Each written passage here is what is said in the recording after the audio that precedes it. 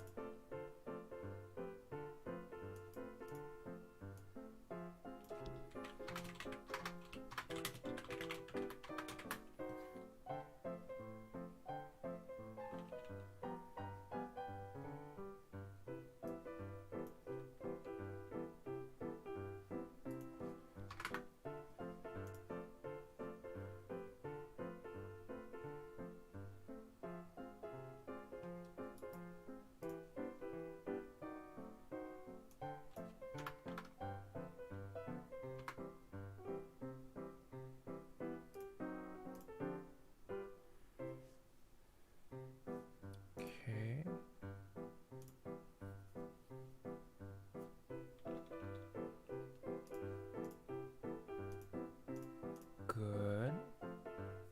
Made that post. Is there any stream I need to? Hi everyone, what's up, Phoenix? What's going? Hey.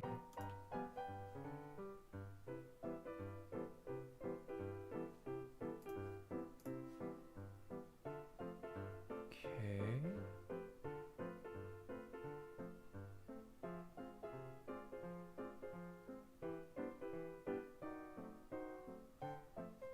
Good.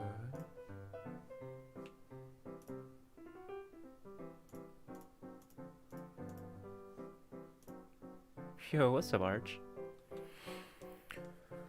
Oh. How you doing, Archie? How's your day today?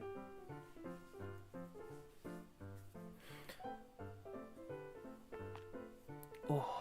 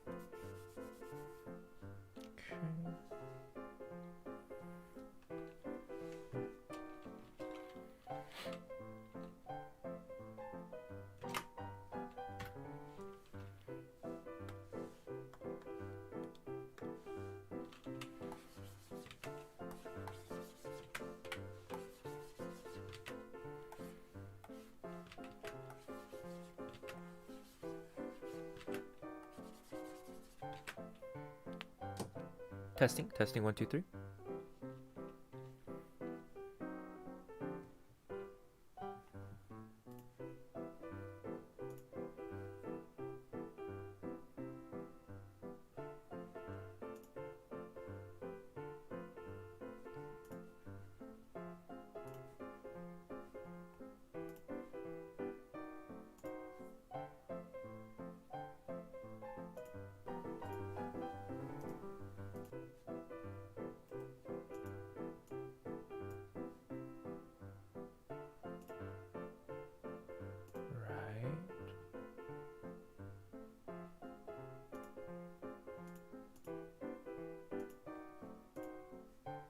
Sick. Thank you very much for the confirmation.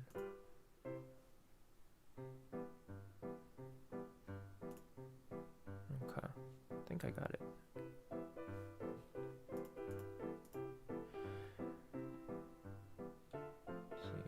Today's gonna be a very chill, low-key day. You do anything interesting since yesterday? Did you sleep enough? Question mark?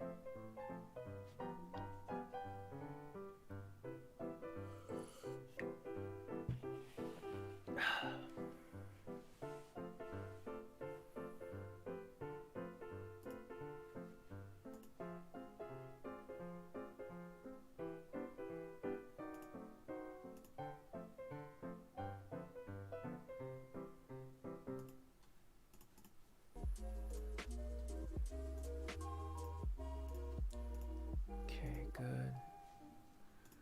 Today's actually just so here's what we had planned today. Okay, and I'm gonna try the lighting like this maybe today. We'll see how that goes. So today, initially, we had that D and discussion sort of segment, right? But a lot of people like this past few weeks have been a little, how do I say, busy, I suppose. So we don't have anyone for D and discussions today, so we're just not going to do that segment. And then we also had the Orvos event. Yo, hey King DnD, thanks you very much for the resub. Really appreciate you. For 4 months. Has it really been 4 months already? Jesus Christ. King DnD, welcome to the stream.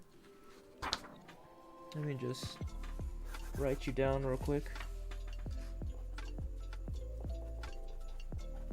For the hey, I'm at work, stop having fun with that. Yo, Couch, no worries, we got you.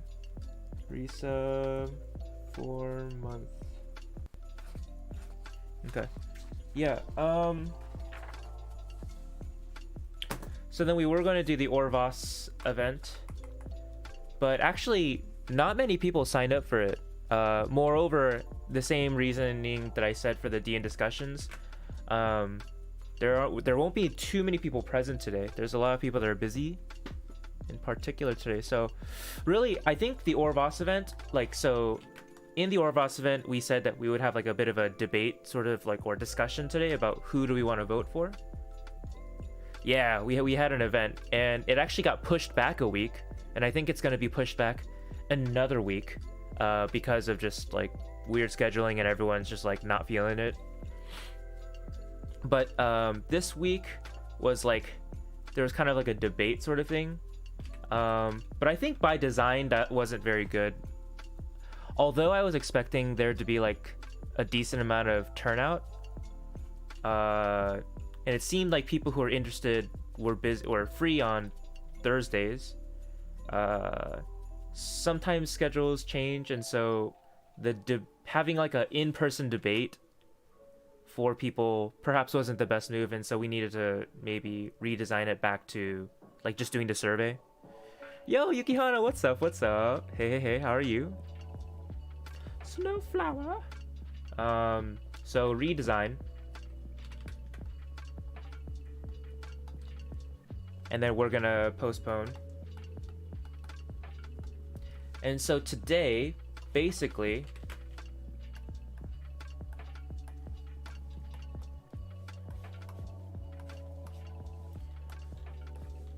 is going to just be Homebrew and like general DnD discussion. Oh shit! Wait, Couchburgers was the 20 dono. My future plans. Oh shit! Yo, Couch, I think you're like one of the first freaking donation. You are actually the first donation since we started like the donation. Like new. What do I call this? Like a changing of the rules or whatever. But anywho, with that being said, as stated up there in the donation thing, as we had that long talk. Every $5, which is equivalent of a sub, for the guild system's purposes, gives you an extra 15% more GP. So that's 40 times 4, which is 160 GP.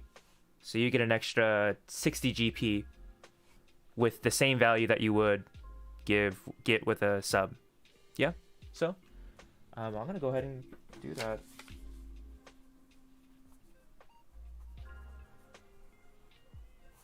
Really appreciate you, Couch. New rules. I mean, Couch, you're familiar with this, right? I think you were there for the talk. Which I might need to run through source soon. I'll stay on as long as I can before going, and then I'll try to get back ASV. Archie, no problem at all. Excited for this event. Yeah, Yukihana, as I was mentioning, I think we're gonna have to postpone this week's event because we don't have enough entrants for this week. But we will have it. We'll try to have it next week. Okay, cool. I'm just sad because I had votes lined up. Yeah, no problem. I think what we're gonna do is you're gonna still be able to have those votes, King DDD, but we'll just do it via survey, as I just mentioned right now. I think that's just a little better. Everyone's schedules just don't add up to oh shoot, oh well. Still glad to be here. You got it. Really appreciate you. Really appreciate you. So I suppose that's it. Yeah, that's the plan for today. Let me go ahead and write that down just for like a to-do for me. After stream, this Sunday we won't be having a D&D session. Usually we have it every other week, but my players were going to be unavailable for 2 weeks. Next Sunday, not this coming Sunday, but the next Sunday after, we should be having a D&D session. So we're doing homebrew stuff. Basically, yeah, we're doing homebrew stuff. That is, if y'all want to share any homebrew from y'all, we can like review that on stream. I'm down to look at Shifting to Wolf's what's it called, personal bestiary that they've been working on. That's always going to be cool. I got to work a shift at my job again.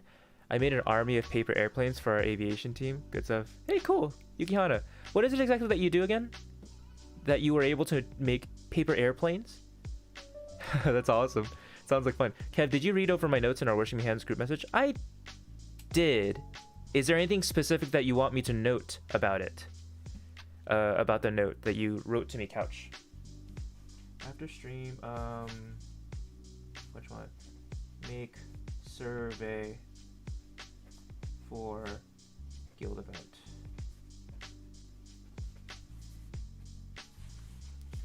You got my stuff. The stuff. Oh yeah, the freaking mannequin, dude. That thing was honestly, like, I was kind of lately. I've been kind of in like a horror mood, and so like that was like kind of a cool creature.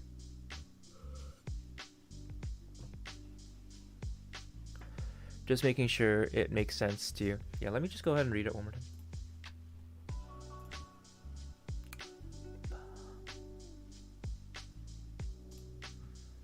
How do y'all like the just normal white lighting? But as far as sirens, region here in Kansas has been close. Many numbers have been shut out. Train and research stopped flowing. Didn't see any grounds via time change to collect their headquarters and this system at this time. They know the units of the marching hand. And hence the region has a heard monolithic. No activity is currently being synced outside. And those three that know is a search for. Okay, cool. Got it. I believe it makes sense. I will be speaking with you again on it soon. Just make sure it makes sense to you. I want my first monster to be creepy. Yeah, Archie, what the hell, man? Why are you trying to do that, man? Trying to give us the creepy colors? I'm so sad I pass election. Yo, why are you sad about that? That's no problem. Yukihana, I work at a science center, so interactive science displays and such. That's so cool. What? Yukihana? Wait, that's amazing. So you get to like be around science all the time. This is like basically the equivalent of like a museum science center. Yeah, okay. That's really cool. I remember I used to love those when I was a kid. Yeah. I think there was like a underwater ocean type like section of a science center that I went to, and I bought a giant squid doll. And it was like the squid part was like probably this big, and then the tentacles were like made it double its size. And I carried that around everywhere. I had a little backpack that I would carry that squid around, and then it was too big, so it's like head part of the squid always like popped out of my backpack as I was just like walking around. Yeah. That was like my favorite thing. And then I think my parents gave it to my dogs thinking it wasn't special, and then my dogs ripped it up. Yay. Oh man, formative years. Science is cool as fuck. Hello chat. I need some fun things and little baubles for wizardry library. Any ideas? A wizard's library. Interesting. Crystal balls, books of different types. Let's see, for a wizard library. What would be in a wizard's library? Maybe a section allocated to utilizing knowledge or testing out knowledge.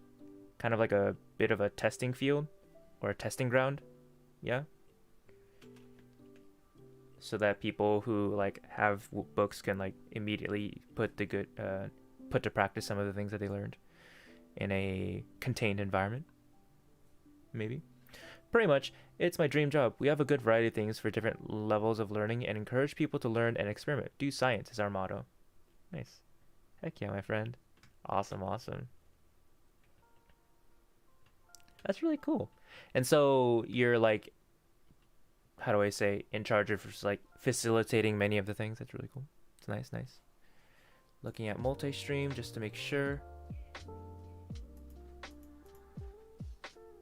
By the way, y'all see... Oh, okay, Patty is actually using YouTube. Yo, what's up, Patty? I don't know if y'all see... So, Patty, by the way, they don't see... Everyone in chat doesn't see your stuff in the Twitch chat, but if they read the screen chat, then they can see your text. So I don't know if y'all are noticing that PattyCom is talking with y'all. But Patty's saying, Archie, you needed sleep, so it's a good thing that you got some. Very nice. If you can get some cheap hologram mirrors, experimental spells would be cool. Cool. Oh, that's cool. Personally, I'm a fan of chemistry and biological science. Chemistry and biological science. I remember I was really bad at chemistry when I was a kid, or when I was in high school. And biological science. Cool. Yeah. And I do remember biology. We dissected a lot of things. Just got my membership card so I can get in for free when I'm not working. What? And yes, I am part of interacting with the public and keeping the different activities clean and ready for the next group to use. Sick. Nice. Higana sounds swell.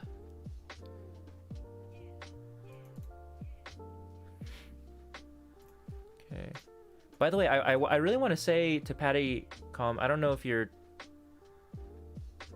still here, but like, I really appreciate you, oh mod of mods, that you're like going into the YouTube and Facebook, and like every time I make a post anywhere in any of my social media, you're like keeping track of it and like liking it and stuff.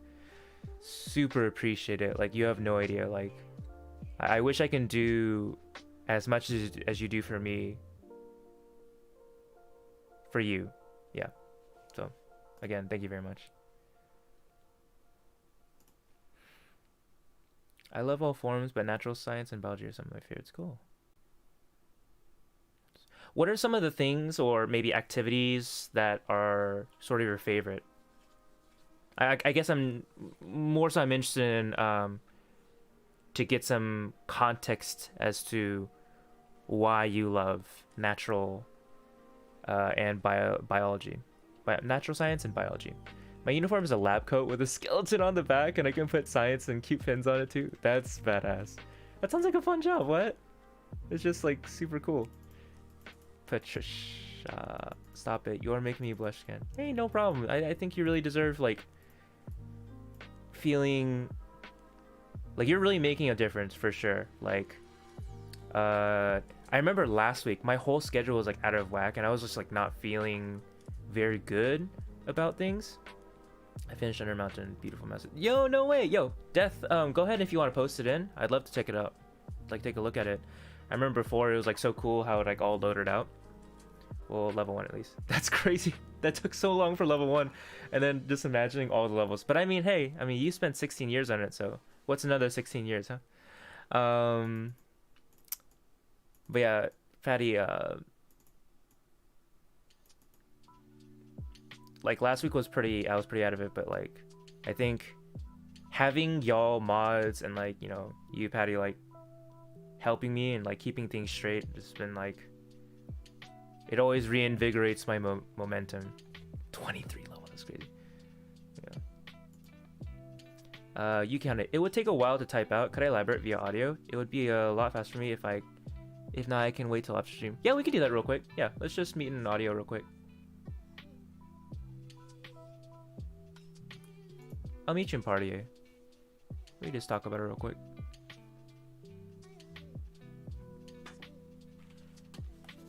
Okay. So probably.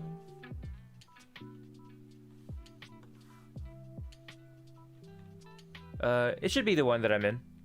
Team A? Team A?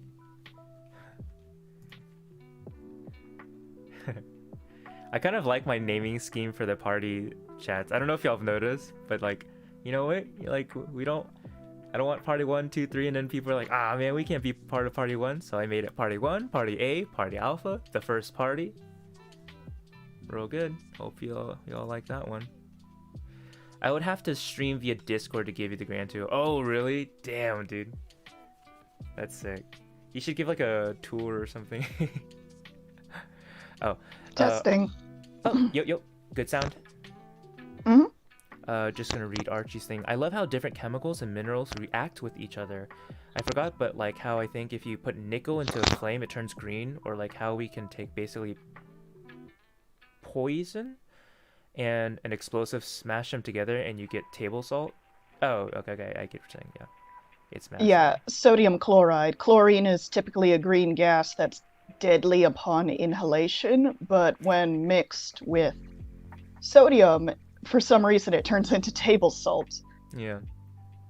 Strange. Anyway, Yes. the reason why I'm such a big science nerd is I got into it very early on. Okay. For anyone in chat, if you know Bill Nye the Science Guy, Hell yeah. you know where I'm coming from. Okay. Science rules. And I've always loved animals, but for me, learning about the animals themselves via behavior, skeletal structure, how they respond to different stimuli, and then the environment and how those factors play off of each other, where, you know, animals infect the environment and the environment can affect the animals and vice versa. And seeing that difference was really what sparked my interest in biology and natural science. Because to me, the world is just this freaking amazing place where not everyone will notice some of the things that happen, but it's honestly a marvel in and of itself, if that makes sense. Yeah, for sure. As for my job at the Science Center, since I have the floor for a hot minute. Sure, you got it. Essentially, I am in visitor experience, which means I am the greeting face when people walk into whichever exhibit. We have 3 floors of exhibits, and they vary on cognitive level. First floor is for very young children, but anyone can do it. Second floor is a little higher cognitive level, as well as interaction and concepts. And third floor, we switch it out every once in a while. Right now, it's human emotion. Okay. Oh. And it's really fun just to see people who might necessarily say, I'm not very good at science. And then I literally get to look them in the eye and say, nonsense. Yeah. But we have an aviation theme going on right now because we have a new UPS exhibit. What was that? UPS? Yeah, United States Postal Service. Right. Yep. You have a section for UPS? Yeah, we have a scale model plane and a flight simulator. It's pretty cool. Oh, wow. That's really awesome. Yeah, but the fun bit is the whole center is taking on an aviation theme because it's also our Make Your Season, which is the holiday stuff, so making arts and crafts. Yeah. So on the first floor, I got to fold maybe 20-something paper airplanes. Best job ever. It really was, and I get to have... They had different styles, but I wanted to practice the most iconic one because it was the most popular and we were running out, which is the Dart, which is just that really nice shark-looking one with a triangular shape on the wings. Mm-hmm. It's absolutely fantastic. I think I know But which one. the thing is, because we're on the first floor, kids can decide, and adults as well, but you know, a lot of these activities are kid oriented, and we do encourage adults to do it with their kid. But the fun bit is the kid can either make the paper airplane, or if they don't feel confident about making it with the instructions, I can either walk them through it or present them with a pre-made one, and then they just color it and let it fly. Nice. Can they like go up to the 3rd level and throw it? I don't know. Oh, I don't I'm know. sorry for the cracking on the mic. I use a really cheap headphone. Oh no, you're fine. Yeah. I don't know. It should be fine. It should be fine. But yeah, it's so much fun, and we actually made a new incentive with that, which is if they make a plane, they can fly it through a hoop, and oh man, that gets the kids excited. What? It's so cute. Like their target is the hoop and they're all trying to shoot for it, or? Yeah, we had a kid thread the needle too. He got through 2 at once. It was impressive. He had insane. 4 grown adults cheering for him. Were you one of them?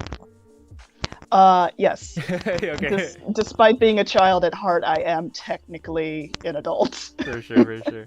That's amazing. Which is, it's so bizarre to think that I'm gonna be 24 in January. Like, what the heck? That's not a big deal. I'm like 27.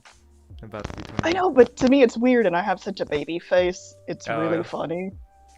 I Interesting. legit had someone ask me if I was in high school, and I had to point to my pin of a Pikachu in graduation garb saying 2020 holding a diploma.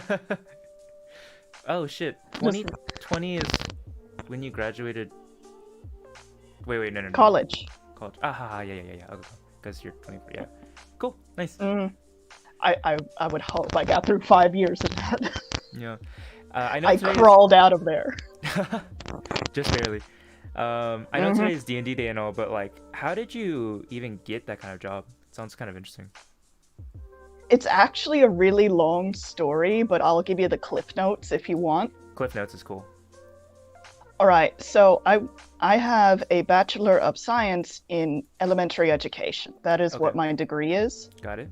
I was originally going to be a classroom teacher, but I realized that I am not good in a standardized classroom with the amount of educational curriculum that is required to be taught in a very short amount of time, but still very intricate.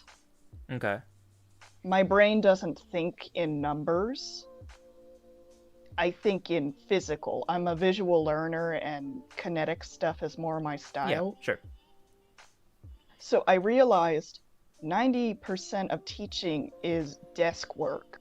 And, that sounds crazy, but it's true. And I don't handle that kind of situation well. So in my final semester of 5 years of college, I just dropped out of the teaching program and pursued just getting my degree and being done with it. Okay. And through that, I went to the Career Center, and the lady got a general read on my interests and skills because I'm very passionate about what I like, Yeah. as you could probably tell. Sure. Yeah.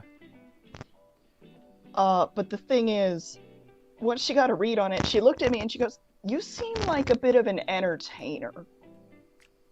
Like you enjoy feeding off of people's energy and reactions and then playing it into what you're doing."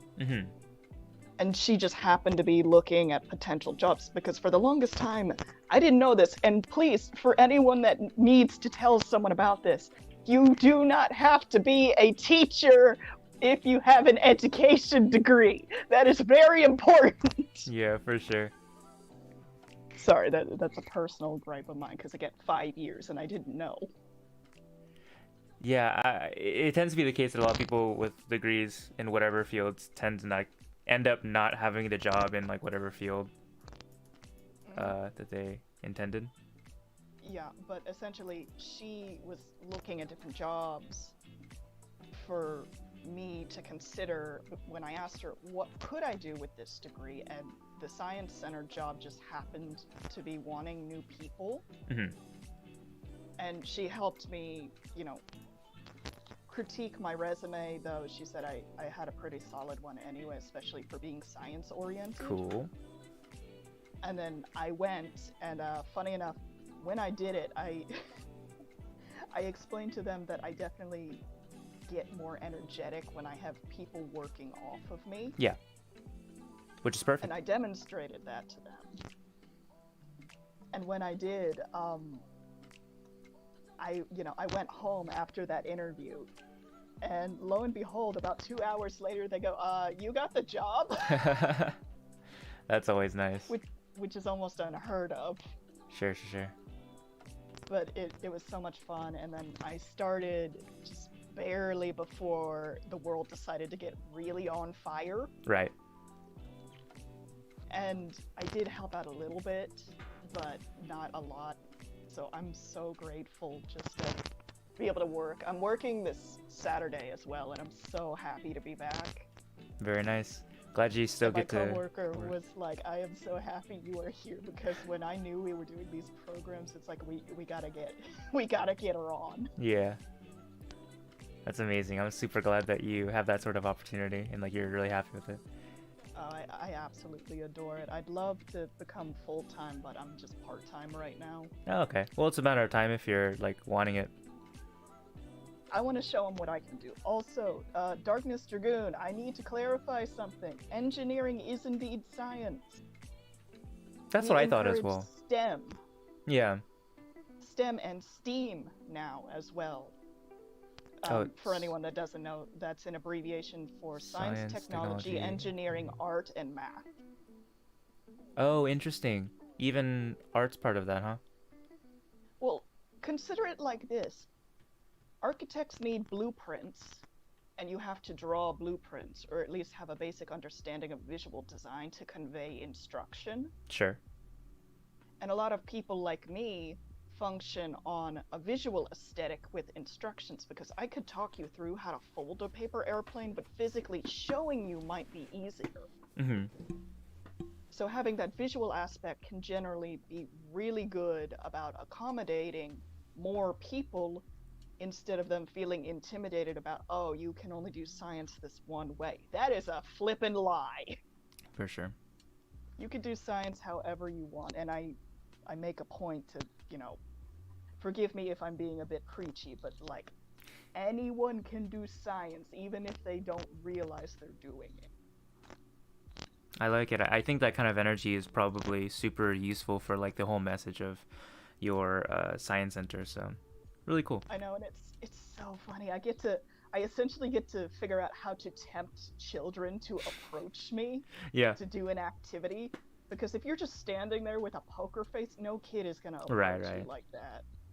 So I literally was doing all these silly little things to try to get kids and parents to see me and be like, what the heck is she doing? Let's go look. I literally leaned over a table at one point at this very shy little girl, and she goes, hi, what are you doing? And I go, I am so glad you asked. Can I interest you in folding a paper airplane?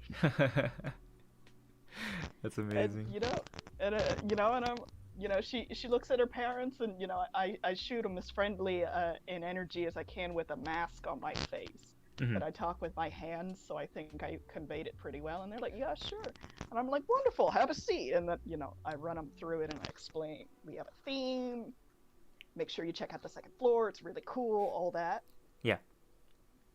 Yeah, I think I thrive there, and I love it to bits. Yeah, for sure. Like, I can already imagine, like, with the few interactions that we've had with you, like, on stream and stuff, like, I can already feel that energy, and I feel like it's, like, perfect for that sort of, that line of duty, so, yeah. Yeah, I certainly try. It's typically pretty slow right now because of, again, for sure.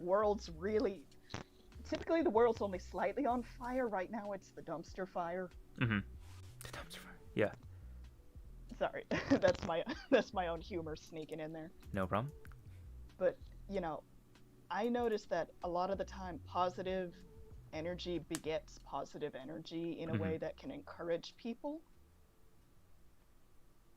Mm-hmm. And, that's why I'm so happy to have the job that I do, because I legit had a girl say, I can't do science. And I looked at her and I go, the thing is, it's not that you can't do it, it's that you're not sure of it. Sure. And the best part about being a scientist is even just observing something is part of science. So you just watching means if you're thinking about it in a way of like, what is causing this? What is doing that? That puts you in line of thinking for the scientific method of observe, hypothesize, test, repeat. Yeah. And, you know, this was a little girl, maybe like 7 years old. Mm-hmm. So especially if I can help a kid find something they might not have understood, that it's like, oh wow, that's actually really cool now that it makes more sense it's not this crazy complex thing. It's not rocket science. It's just Could be. changing how you look at the world Yeah. and asking that why or how. Because, you know, at one point I asked a kid, do you like watching someone cook food? And they're like, yeah. And I go, well, here's the fun thing. That's all chemistry. And chemistry is a big part of science. Mm-hmm. And just putting it essentially on their level of understanding to be like, oh, wow, I didn't know that, but that makes a lot of sense. That kind of thing. I love my job so much. For sure. Super clear. Anyway, I'm sorry for being such a chatterbox. No, you're fine. I mean, that's I asked for it, so yeah. Thank you very much for talking about it. That's so cool. Like, I think it's such a rare occurrence to see someone like getting work that like really fits with like their passions and stuff. So it's just like it's just kind of useful even for me. I don't know. Mindfulness is like one of my Oh, thank you, Darkness. Yuki is red as well. Yeah, I'd have to agree with that. But oh, shucks. I'm always like interested to hear people's stories. But with that being said, thank you very much for being on here and talking about all this stuff. Really appreciate you. Oh, absolutely. And, you know, if it ever comes to it, if I can make a cameo as either a representative or yeah. my character for the Wandering Flora, I Totally. will do it. I am not scared of talking. So totally super down for that. Well, definitely the next chance that we can get, I'll definitely have you on, because I was super like bummed out, like, oh no, that was such an opportunity for you to be on stream. So I I'll mean, definitely. I was just happy you shouted out my guild anyway. For sure, and more to come of that, to be sure. Huzzah! Huzzah! All right, I thank you threw very my much. arms up in the air. Yeah, I felt that. Yeah. Very cool. Okay, well, I'll get out of the audio. Bye, chat.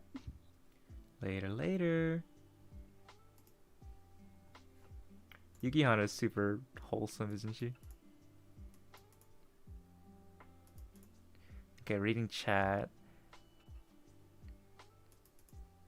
Death Dice and Dungeons, King DDD. Yeah, dude.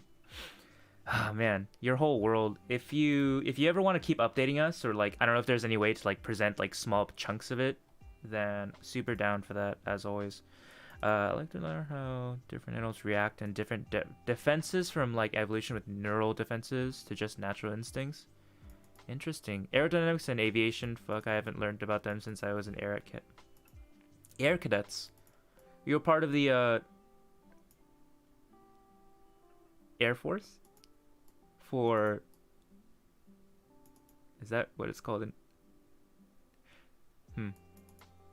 Yeah, but that's cool. I didn't know you were part of like some certain air cadets group.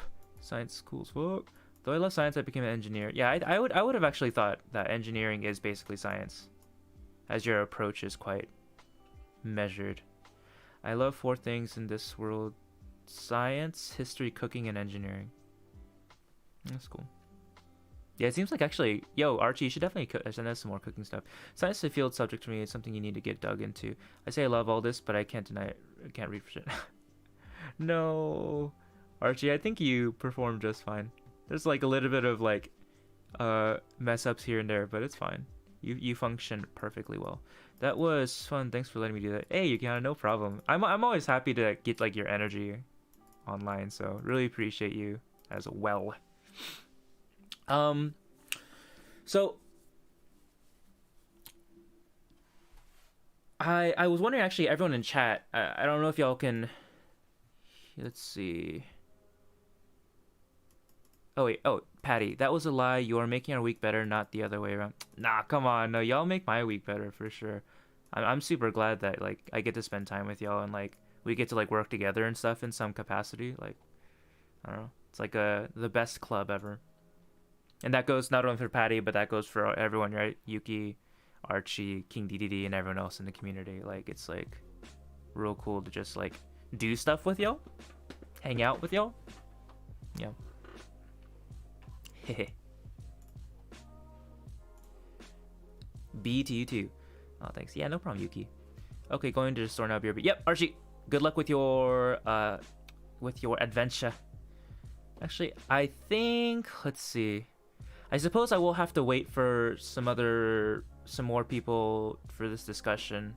But basically, what I'm trying to get into as like a cliff notes is like, so the guild system as of maybe for the past 2 weeks, question mark-ish, around that time, has been getting a little slower and slower. And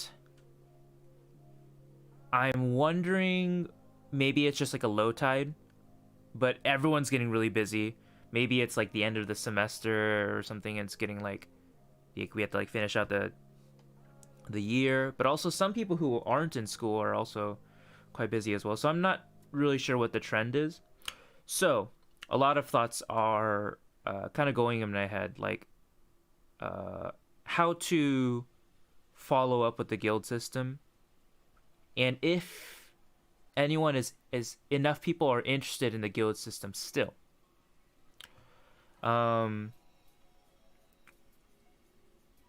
That's basically it. And so I'm just trying to have that conversation with everyone as soon as they get into whoever gets into stream and stuff. But probably if anything does change with the guild system, we'll still keep the current storyline. Everyone's current guilds that are already in the system will like maintain and stay in the story and stuff, and we'll still have like interaction. But maybe we have to turn down the guild events and like the marketing of it, and just like y'all are just like basically in the campaign as like my super secret community that just like gets that perk that is kind of intertwined with the story that's already happening. But otherwise there's like not going to be any further growth or stuff for it, for the whole system as a whole. I'm quite literally losing sanity with homework and classes. So yeah, yep.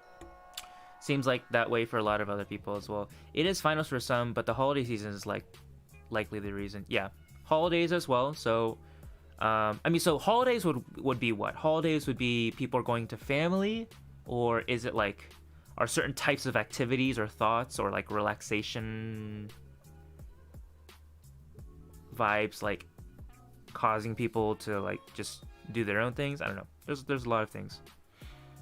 Pattycom, it's not even finals, to be honest. Not even finals yet? Well, when are your all's finals? Because for us, finals would be happening right now, basically. At least that's what happened for me in my university. Like around now would be like people are like starting to take their finals, and people could already be out of school by now.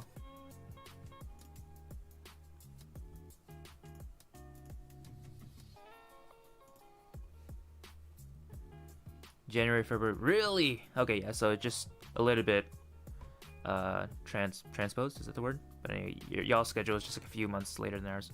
Family gathering safely, traditions, etc. Yeah, all that stuff. So with that being said, I don't know if I have to like literally like freeze the guild system until like maybe later, but I don't know, like I guess I'm kind of like brain vomiting right now, just trying to getting thoughts together. Like, so if I were to supposedly like freeze the guild system until like January, February, what am I waiting for? Like, I guess we're always going to be busy, and so like if I might lose all momentum, all semblance of momentum, and then so maybe the guild system will just like completely die if I try to freeze it. So maybe I have to still keep pushing for it, but I also don't want to like turn people off from the system, the community, things like that.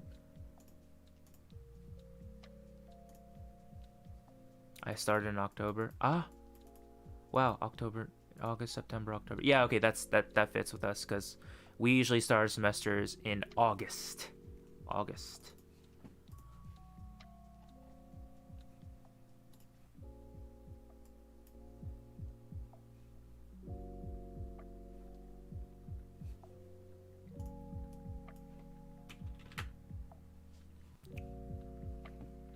Reading chat.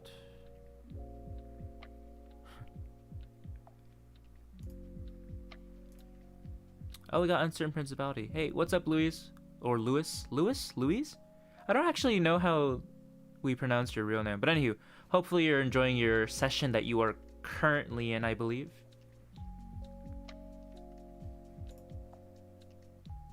Weird. Patty, I like how you're like chatting in like all the different chats. You're literally the best. But yeah, I mean, I would say the same thing about your schedule. It's like really late. So our vacation is like mid-December to mid-December to mid-January is like our winter break. A month.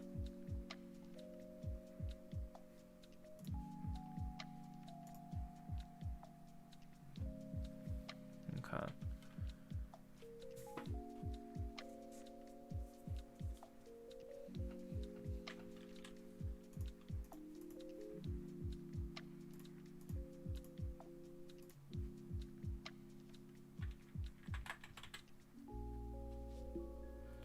I mean, we have winter break for 2 weeks. 2 weeks? Oh, you have winter break, like, I guess during Christmas time. Okay. Weird. You just have a random 2-week break. Cool. And then summer vacation for 3 months. Yeah, same for us. But our summer vacation is... Wait, so February, January, February, March, April, May.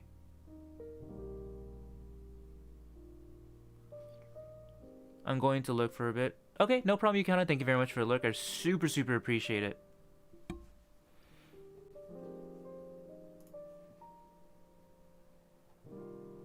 Yeah.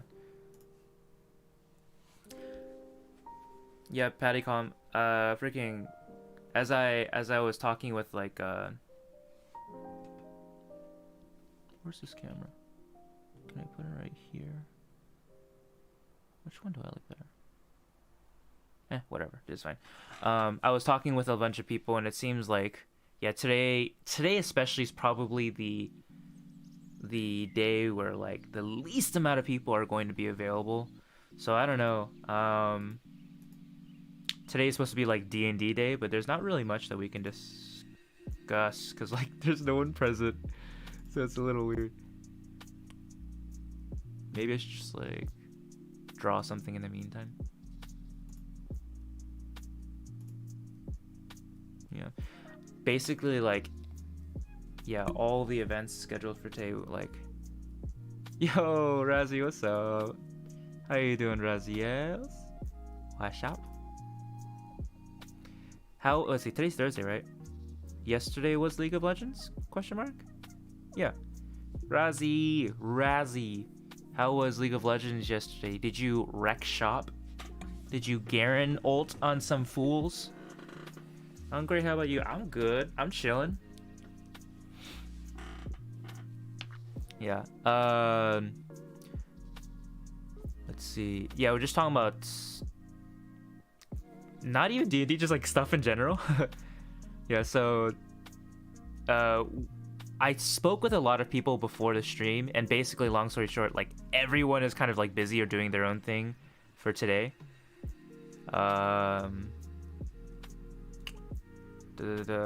So like it's basically just chatting today, like barely D&D yet. But if anyone I'm gonna keep this like little description thing right here. If anyone wants to talk about D&D stuff, down for it.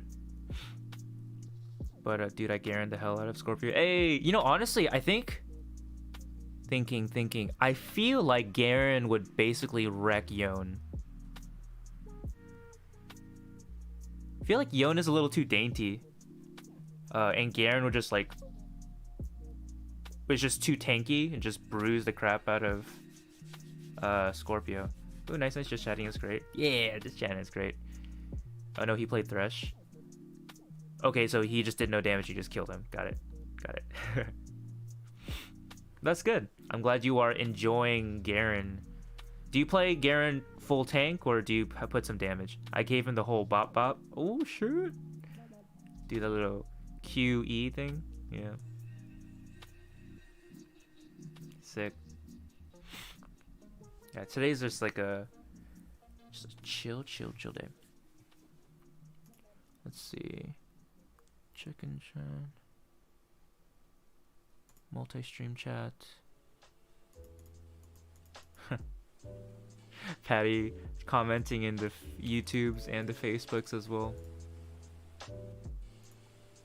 I usually go damage based with some armor here and there to keep myself beefy, but it depends who I lane with. Yeah, that's true. Okay, yeah, nice. That's how usually people play. They just like counter your lane and then you can worry about the rest of your build as the game progresses. That's cool. Ugh. Excuse me. Razzie, but it depends what. Yeah, okay, I read that. How has your week been, Razzie? Yo, Dragon Craze, what's up? Oh, do you... How is everything, Dragon Craze? Is everything going okay? Like with Thresh, I just kind of out DPS'd him anyways, so I went full DPS. Oh, nice, yeah. I mean, Thresh has like no damage whatsoever, so as long as you just go damage, like there's no way. Thresh needs his whole team. Unless if he was trying to go like Thresh with damage, which I guess is a thing, but not really. Yeah, Garen just like... I mean, Garen's top tier right now for a reason. Which is so strange. Garen's such like a simple champion. Like a non-complex champion. Usually like in League of Legends, the characters that are top tier have some like at least higher level-ish of complexity about them. But Garen is like, has been OG character, one of the simplest characters. And having it be top tier is like pretty interesting. It's pretty cool actually. I like it. My week has been awesome. I played FF14 for the first time in a week and I'm glad that you got your account then, right? That's cool. Oh man.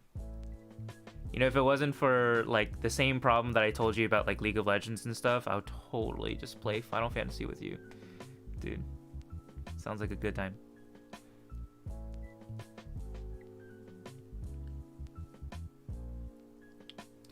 Razzie, did you do multi-streaming yet?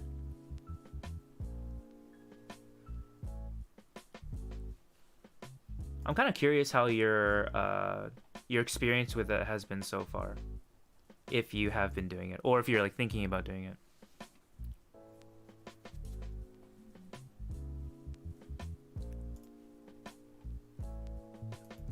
Patty, yeah, mwahaha. You're everywhere, Patty. You can discuss with me the fact that I lost my mind and want to be a... You can discuss with me the fact that I lost my... Whoa, wait, Patty, you want to be a DM? What system? Like for Dungeons and Dragons? What's like the scenario? What's your situation? Do you have a group already? Or is it like, are you interested because there's a story you want to DM? Or what's the whole situation? Why all of a sudden do you want to DM? Patty. Razzie, I was gonna multi-stream tonight actually, but a friend of mine has been having a rough time lately, so I'm going to see him tonight, and I may not stream tonight. Okay, man, Razzie, you are like literally like the nicest person ever.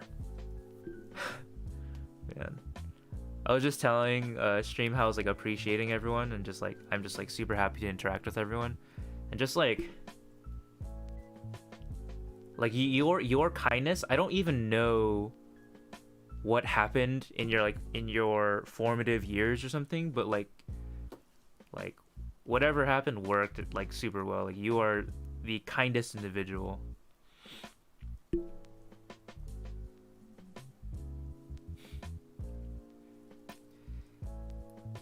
Being wholesome is really weird. I feel weird saying all these things. I don't want to be too gushy or anything, but yeah. We can be kindness at the pinnacle together. Dragon Craze, he's good, better than anyone could have expected. Great. Took him off the vent about 20 minutes ago, and now he is breathing on his own. Kidney function has improved significantly. They were gonna put him on dialysis, but it is now no longer on the table. Wow, really? Wait, that's huge.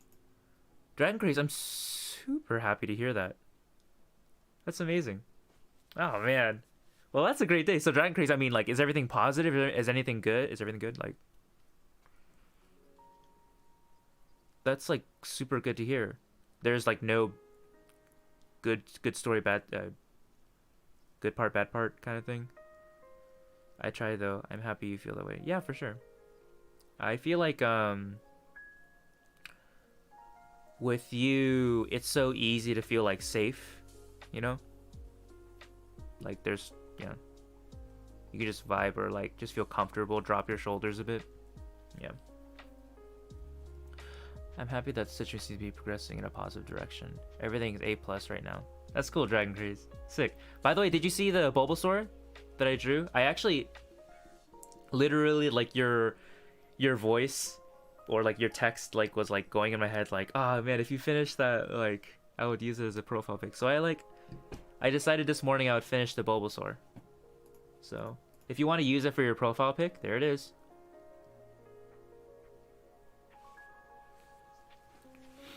I feel pretty good about this one.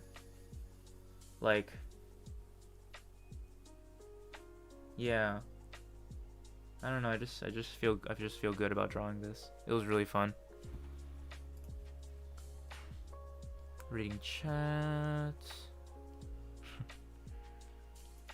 Everyone feels comfy talking to me. I want all my friends to feel like they can talk to me. Yeah. Definitely do feel like that. Oh my god, the Bulbasaur. Yeah, dude, I really like this one. Yeah, it was a good learning. It was a good learning experience, to be sure.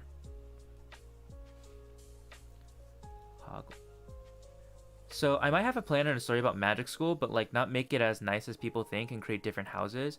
No, it sounds like no, this is magic school. I created one from scratch and it is way different. That's really cool. Honestly, if like you have like themes that are similar, I don't think that's a bad thing. Now just gotta have a group of people that are like interested in that sort of story hook. But yeah, Patty, you're cool. So like when I finish the sketch of it, I'll post on. Sick. Thank you. Patty, do you already have a group playing in that campaign? Dragon Craze. I screamed when I saw it. Hey, yeah. Honestly, like, I don't know. Like my insides scream when I look at it as well. Like the little tears and the little hat and like the lines are pretty nice. Yeah, I like the shadow work, and I tried to add. So in drawing, what I've been trying to learn more about is like after I draw the actual color, then I have a layer on top of it with it, which is the shadow, the darker parts, and then I have a layer on top of that, which is like lighting or bounce off light. So that's like shinier areas you can see, or like parts in the shadow which like have some light bouncing back at it. And so I tried to experiment with that a little bit. Overall, I think it looks pretty good. Yo, Southern, what's up? Hey there, Razzies. I do not want to be. I'm just giving you a hard time. And it is now my profile pic. Hey, sick. Kev, I literally want to do it from few days more than before. Of course, I do not have the group. Oh, that's cool. Okay. What strategy will you employ to get your group? Honestly, that's what I'm afraid of. I do not want it to be too similar to it. I mean, even if it is, you know, it's cool. But I mean, it looks like you're trying not to, so that's all right. Pattycom, what are some questions that you have, or what are some doubts that you have about DMing? Like, do you feel like you're missing some details, or like you're not even sure what to prepare? Raziel's Flame. I'm watching a documentary about the fall and rise of Final Fantasy XIV. A documentary about the fall and rise of Final Fantasy XIV. And let me tell you, it was so awesome to watch how this game evolved from a dumpster. Oh yeah, I remember. I heard about that. Like, it was like so shitty that they like turned it off and they like had to rechange the entire story or something. And so like the current Final Fantasy, I believe what was said was like the current Final Fantasy is like is the story after the previous shitty MMO. I believe that's the thing. I'm not really sure. From dumpster fire to the second most subscribed to play MMO. Yeah, first one being WoW, I suppose. I'm an anxious potato, Kev. That's no problem. That's normal. I'm worried about not being good and creative enough. Man, I worry about that all the time, Patty. Like, honestly, there's like practical things I can say, whatever. But I think the most important thing, what I tell myself whenever I feel nervous or I don't feel like, man, my shit's not good enough, I remember that the group that I've chosen or that I'm playing with, I've already vetted to be like, you know, friendly with, and like I enjoy playing with them. We're just basically hanging out and we're playing a game that happens to be D&D and stuff. And as long as you have fun, then it gets significantly easier. It kind of doesn't matter if you do like bad or good or whatever, because you having fun, everyone else having fun is like all that matters. Like I remember I was like really self-conscious about like my voice acting. Like I just feel stupid when I'm doing it. But then instead of thinking about like if it's good or not, instead thinking of just like getting into it and having fun, then like when you're like acting a little stupid, like it doesn't matter. Like you're just being a goober and like it's just a good time. So that's my general non-practical, more like mental mindset sort of advice on that. I think if you just focus on having fun, shouldn't be too big of a deal. But we can also talk about practical stuff as well. Something like, say, in concept, it could be similar, but the more you flesh it out, the more unique it will prove to be sure. Yeah, I know, like, I've benefited in the guild system from, like, everyone else's creativity, so that's been really nice. And so by design of, like, how we're running this guild system, there's no way that it can be, like, the same as anything else. But also, as the story progresses and everyone is making decisions, I have inevitably had to create certain things or shift certain ideas towards something completely different. And so, like, as I'm adapting and just going along with everyone else's decisions, that's like creating this new world that was never planned. So I think that can also help with like diversifying your idea separate from like Hogwarts or something. Raziel was playing Pattycom. I had the same concerns, but trust me, it all comes with time. Yep, you are right, Kev. Just remember that if it doesn't take off the first time you write something, you just keep pressing forward and have fun with it, and trust me, it will work. Yeah, all that stuff. Like I remember, like I've had campaigns and sessions where it was just like really shitty, and that's kind of fine. Like it's like learning, and as long as you're with a group that like you feel good with, you can trust, and whatever, you're just having fun with, and everyone respects you and is willing to like be there for you and stuff, and just like it's kind of cool. Everyone's just figuring it out. Pattycom, see, I want to create a few sessions with people with different houses. Yes, I want houses there, but which is fine. Houses are fine. It's like another way of saying guilds or like organizations or whatever, and it's fine. But I think I had like 5 different ones planned. Cool. And do each house and then do something with people from different groups and switch them around. Cool. Raziel's Flame. Yeah, like I had the same thoughts before my first time coming back to streaming, and my first stream was horrible, but I had fun with it and kept up with it, and eventually became what it is now. Sick. I mean, by the way, Razzie, like your streams are killing it, honestly. I'm. What do I say? How do I say this? It makes me happy that, first of all, you're like such a good person, as I've already mentioned. Oh. Hi, I don't know how long. I don't know how long I'll be here. Oh my god, Linus, thank you very much for the biddies. I'll go ahead and write that down. But yeah, literally, like you being like such a great person, like, but also secondly, like just all the effort that you've been putting into streaming, it always makes me super happy, proud. I don't know if that's the right word, but like, just to see you like constantly growing, and like I'm happy to be in this community with y'all.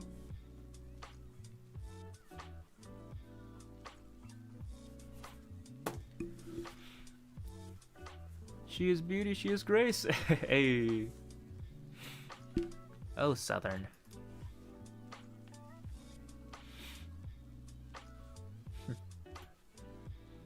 I enjoy y'all's presence so much. Y'all are so great. She will punch you in the face if needed. Yeah, yeah. Oh, the cuteness.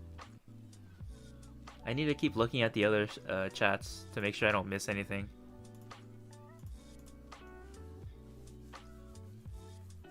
Much love, Linus. How you doing? How's school? How's classes and stuff? Oh, you're not wrong, Patty. Oh yeah, she definitely would. She definitely would. Hey, by the way, do y'all like the this white lighting, or do you like the blue lighting? I feel like maybe you see my face more clearly in the white, but maybe it's like a little too bright. I'm not sure. I'm super happy to be in this community too, and to get to grow alongside you all feels amazing for sure. Love you too. Yeah, y'all are just great.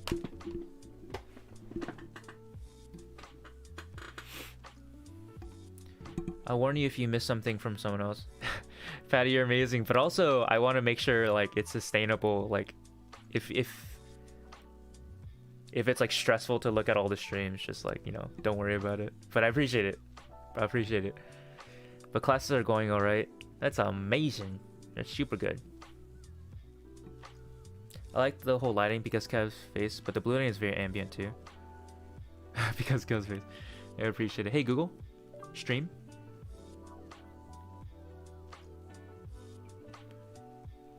Yeah, sometimes I wonder, yeah, this is like pretty ambient. I wonder which one looks better, because like this screen, maybe you just don't see that much for my hand cam, but also for the white, it's just like a little, maybe a little too bright. I'm not sure.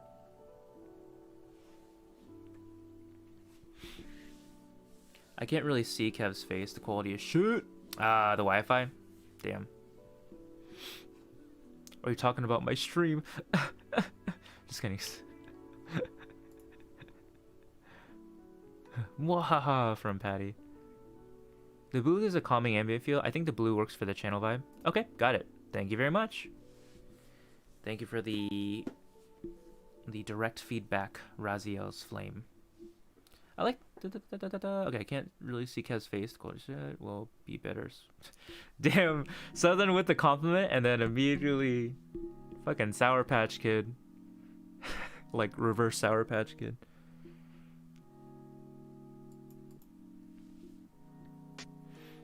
Yeah. And then also just to give you like a more of a segue, Patty, if you have any other questions or if you just want to talk about your ideas and then just like have all of us bounce it around, just feel free to just like talk about the Sour Patch Kids are like a type of candy. Maybe it's just not where you're from. Here, Sour Patch Kids. Okay, so basically, it's like these. They're like have these soury thingies on the outside, but once you like it, when it's in your mouth and it like licks away, dissolves away, you get to the sweet part. So in commercials, they have these little. Oh, what is this? But I'm gonna say I can't hear you, Kevs. Keep skipping out. But I love you. Hey, Linus, thank you very much. Bye. It's a sour candy that gets sweet in the middle. So you have these little characters, and there's commercials on TV where you have like these guys like going around, and they like do something really shitty to the person in the commercial, but then they just like hug the person at the end. So it's like first they're sour, then they're sweet. So I was just making the joke that Southern Legacy was a reverse Sour Patch Kid. Like he was sweet, but then sour. Sour Patch Kid, sour, sweet, then gone. Yes. Yes, indeed.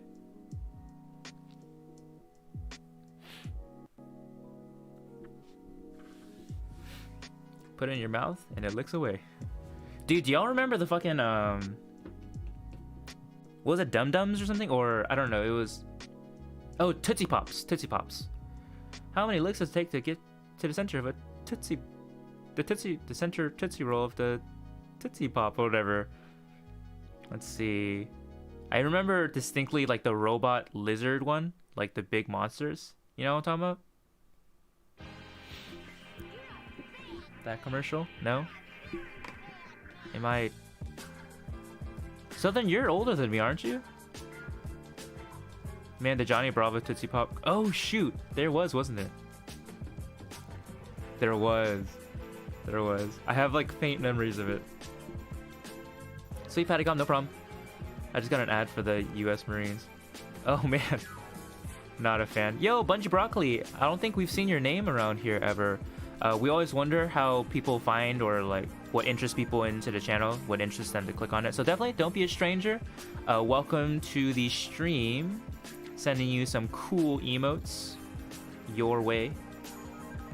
And yeah, don't be a stranger. Just like come and chill with us. Today is supposed to be DnD days. We're kind of like just chatting right now, but if you have any specific DnD discussion things, if you have any homebrew that you want to share, if you want to talk about writing, you can just go ahead and just... You haven't seen it. Yo, thank you very much for the follow, and I appreciate you so much. Oh, in the recommended tab. Oh, sick. Okay, well, welcome. Am I older than you? I'm 23. Southern, you're 23. What the hell? Oh my god. I think it's just because I look like a fetus. Like I'm just such a child. Just my youthful... Dragon Case is like this youngster that just like knows all these older things. BRB stream lag. Yeah, for sure. The stream actually... I was referencing the commercial. Yeah, for sure. I think my streams just canceled out. No? Am I still live? Because I know my stream just like blipped just now. Huh. Weird. Very weird.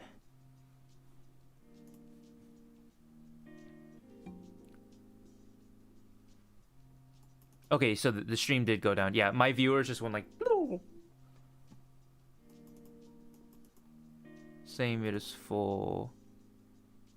Panic Massacre now. Yeah, that was weird. I don't know why that is. Yeah, we are back for sure. Looks like my streams kept up on my Facebook and YouTube, but just Twitch. Did Twitch everywhere just like fuck up or something? Huh. I'm not sure. That was weird. Back again. Once again with the Renegade Master. Yo, Wallcrab, what is up? Yo, actually, Wallcrab, I don't think I've actually spoken with you. But I know you followed me when I was off. And then when I asked Omni, Zozo, and Xme about you, they're like, oh yeah, Wallcrab's the fucking best. Yeah. So, yeah, welcome. Thank you very much for the follow from before. Really appreciate you. My internet's freaking out, so I'll have to call it a day here. See you next time. Have a good one, everyone. Yo, Yukihana, thank you very much for your presence. Later. The internet is jacky for everyone. Okay, yeah, the internet is getting messed up for everyone. Maybe it's doomsday, guys. Maybe this is the end. Goodbye, everyone. If y'all meet me in Houston, Texas, then I'll have a place for y'all. But I'll just end up eating you.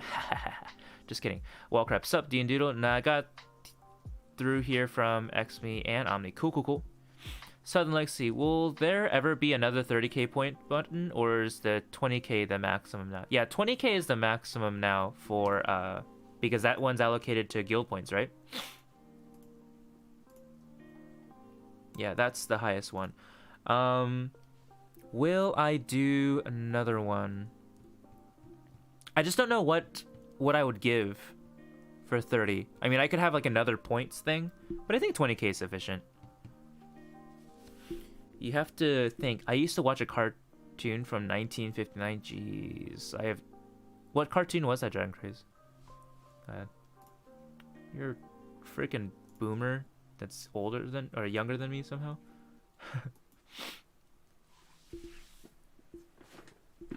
Oi.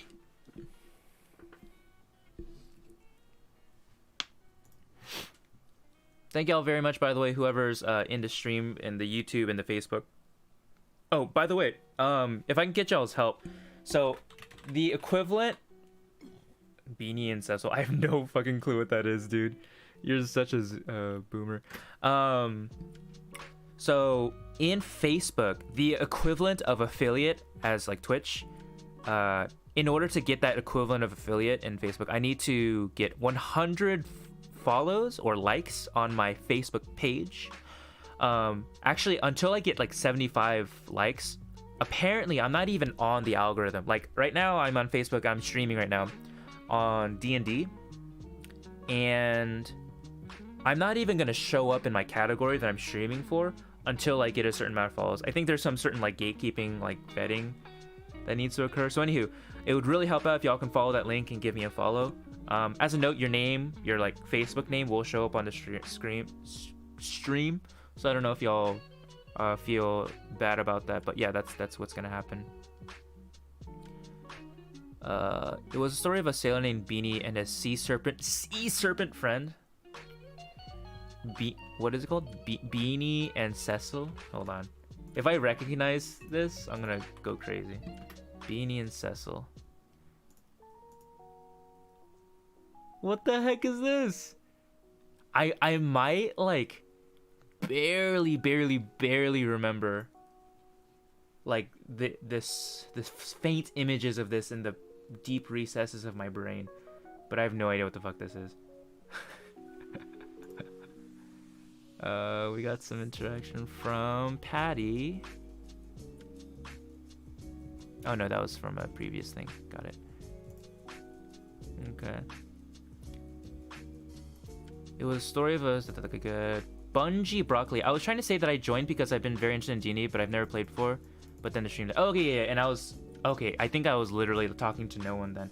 Yeah. So Bungie Broccoli, if you want, go ahead and talk to us about like why you were interested in D&D, and then maybe we can give you a recommendation on like how to pursue those interests in D&D. Yeah. Maybe it's simply just to play, but also, you know, how did you get interested in it? Just so we can get like a flavor of what kind of D&D you like to play. Southern Legacy, Facebook is difficult AF to get on the pay side of things. Yep, to be sure. I need to get 100 followers, and then I can start getting like paid apparently. But actually, in Facebook, there's like no one doing D&D, like at all, in the category. No one streams in the D&D category. Like there are a few people that are streaming in there, but I think that like no one is able to break through that like gatekeeping number of 100 or 75 followers that I was mentioning. So I think we can break through there, and then we could like, guys, we could dominate D&D Facebook. What do y'all think? Do y'all want to dominate D&D Facebook? Then help me out, help the Facebook page. Really appreciate y'all.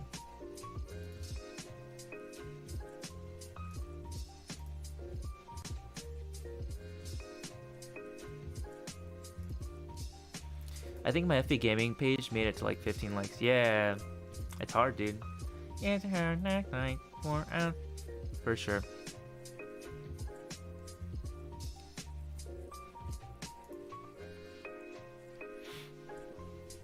Yeah, I think they literally expected people maybe to like use their usual profiles that already has like a bunch of friends to get an initial amount of likes and stuff, and then after that you can start like getting an actual community. Because if there's a bunch of low quality streams that are flooding Facebook, then maybe Facebook Gaming would just like immediately be a turnoff to certain viewers. So I'm guessing that's what's happening, but I wish, I don't know, maybe like if they advertise it, then people would like get outraged, but if it's like a secret that there's this gatekeeping thing, then maybe people won't talk about it as much. Yeah, but I feel like it's kind of a underhanded thing. Okay, Bungie Broccoli, it has just always seemed like something that would be super fun to get into, and I only haven't yet because I can't find a group. Dude, so Bungie Broccoli, literally, in my opinion, the hardest thing about playing D&D is literally to find a group, because not only do you have to have a dungeon master, which for me, because no one wanted to be dungeon master, I was dungeon master, but I ended up liking it more, to be honest. But but also you have to have a group. Each person has to like want to play the same type of game, right? So some people want to just do like hack slash, just kill things, be murder hobos. Some people just want like want to have intrigue and dialogue. Some people want more puzzles, more combat. There's a bunch of different ways to play the game, and your best friends could all want something different. In fact, you can have a group of friends and like one person wants to play a different type of game, and that could just kind of like ruin the whole dynamic. Happens. It's for that reason D&D can be hard to play, but with that being said, D&D is super rewarding and fun once you like talk with your group and establish, okay, yeah, guys, this is the type of game that I want to play. What about y'all? Oh, cool. Yeah, I think we can like compromise or like try to play the same game. So there's that. So continuing with reading your message. I've been interested for a long time, but my interest only peaked recently from watching D&D related streams. Oh, cool. What D&D streams have you watched? Have you watched some of like the main content creators? Arcadum, Critical Role, of course, the #1, and like basically the titan of not only D&D but like all of Twitch. I think Critical Role is like maybe one of the top 2 streams in all of Twitch, maybe. Southern Lexi, what is your gaming page called? I can't do link on mobile. My gaming page is called DnDoodle, just DnDoodle. Yeah, and I should be a video game creator in the video game creator section. DnDoodle, that's all. Wall Crab, Bungee Broccoli. I'm in a similar position as you, but I did recently just do a 2-shot of Mindy's Death House from Curse of Strahd. Oh, cool. I don't know what Mindy's Death House is, but I know Curse of Strahd, so I guess you just did like a portion of Curse of Strahd. It's really cool. By the way, Bungee Broccoli, so Wizards of the Coast, like puts out a lot of different adventure books, like pre-made adventures that are very famous. And so Curse of Strahd is kind of like one of the most famous ones that everyone plays. It's a very good intro one. It's like vampires and very dark, dreary sort of environments. And yeah, I suppose Mindy's Death House is one of the sections of this entire adventure. So that's really cool. Bungee Broccoli at Wall Crab. Not entirely sure what that means, but sounds fun. Bungee Broccoli. Yeah, that's what I've heard. Finding groups is the toughest part according to popular opinion. Yep, Bungee Broccoli. I don't think playstyles would be a huge problem for me. I just want a mix of everything.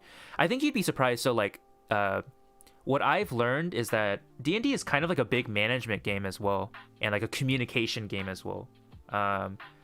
Like it's not just about, like, you could be like very flexible, but then you have to define specifically what that means for the rest of your players or for the rest of the people that are playing. Only until then you can maybe establish like what everyone wants and stuff, and then not have any clashes. Pattycom, I heard that 10 candles is fine. I have no idea what 10 candles is. I have this, but have not played. Is 10 candles another module? Bungee Broccoli. I haven't watched the bigger ones, but the stream that did it for me was one from Fateful Encounters.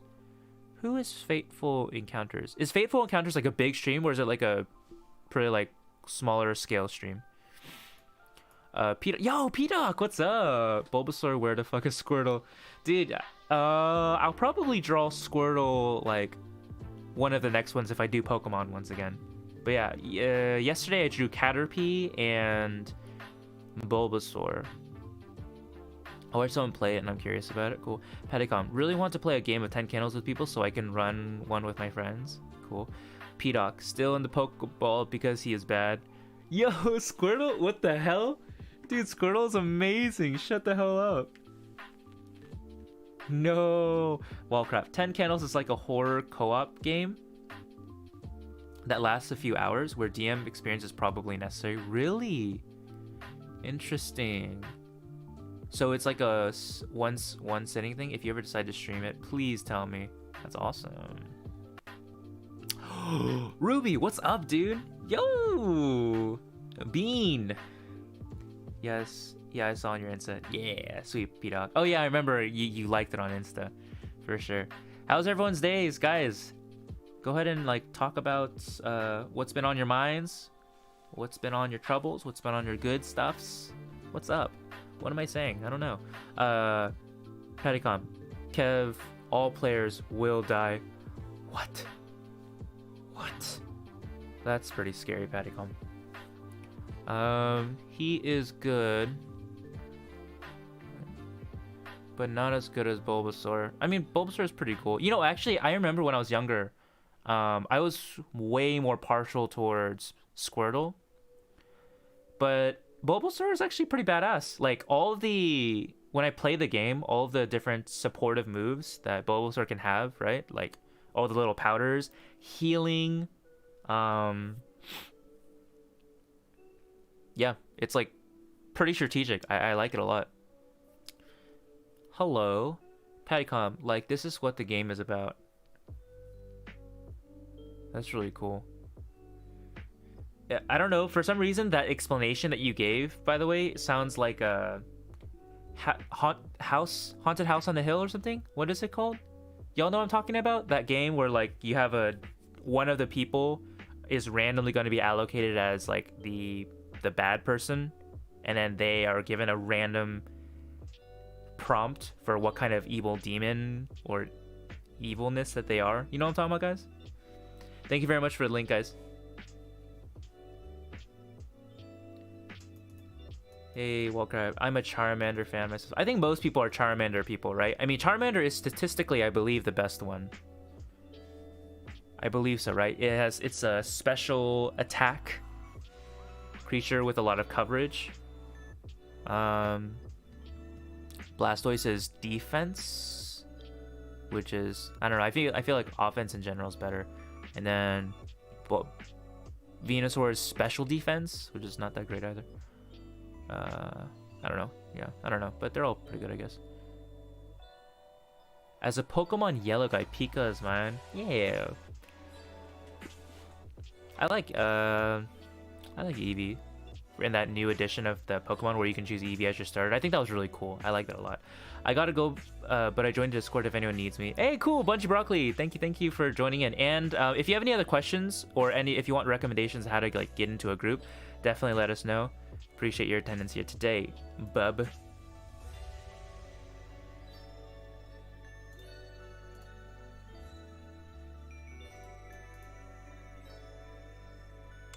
Cool. Good. Wall crab. At DnDoodle, yeah, there are no props or boards in 10 candles. The players make characters, and the DM basically tells a story until everyone dies. You light 10 tea candles around the table, and stuff happens each time a candle goes out. How do the candles go out? Tea candles. Oh, like you actually just like light candles and then you just keep. Huh? Chase. Oh, yo! Thank you very much for the follow on Facebook. Really appreciate y'all. Yeah, guys. Really trying to go for that Facebook presence. But also I need a certain amount to get a affiliate on Facebook. Thank you very much, guys. You blow them out. I'll send you one. Oh, so I don't know what tea candles are, but like I thought like they were like specifically like short candles that like as you play the game they will like run out and like burn themselves out or something. But no, okay, if you just blow them out, then there's like a mechanic that makes you blow them out. Okay, got it. I'm not dumb. And now it's time to cook. Oh, cool. Yo, Archie, definitely show us what you cook. Said Lexi, thank you, Pattycom. Oh, you were... Thank you, like... Got it, okay.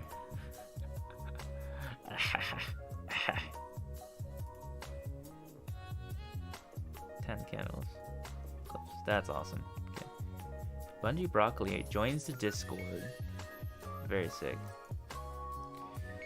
My RL name.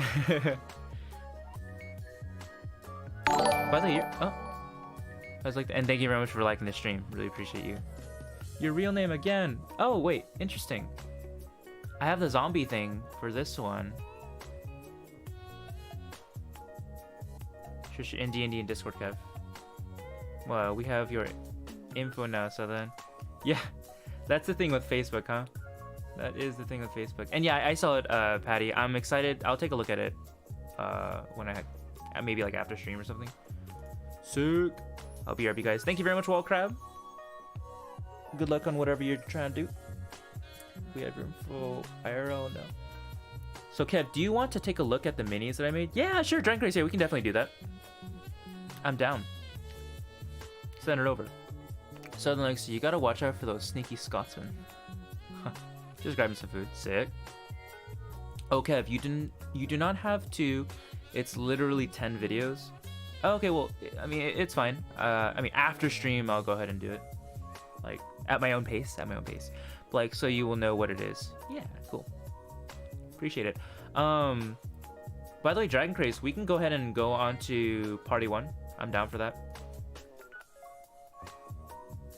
Oh, look, there's my there's my character. What's up? Hello. Hello, everyone. I'm a VTuber now. Haha.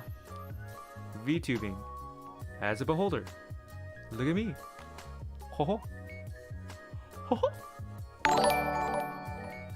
Yo, thank you very much for liking the stream, Patty. Really appreciate you.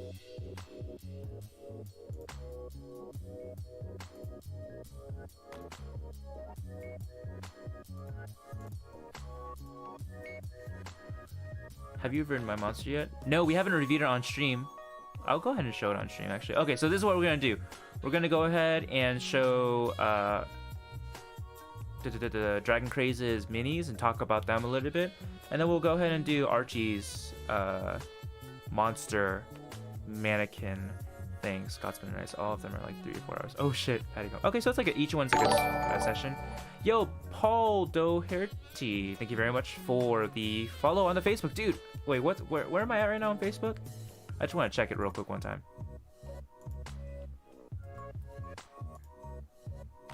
Oh, my computer's lagging a bit. Interesting. We got 12 people following. Thank y'all very much. All right, we're getting there, guys. We're getting there. Maybe I should promote my thing. Man, it is lagging a storm over here.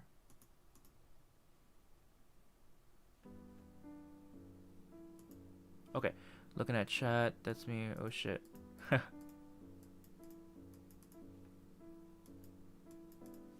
Okay, Dragon Craze, are you here?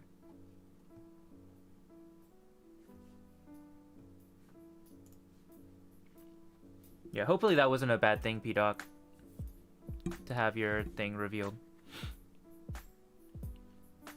Yeah, again, just repeating, Dragon Craze, if you want to get on stream to talk about your minis, I'm good for it.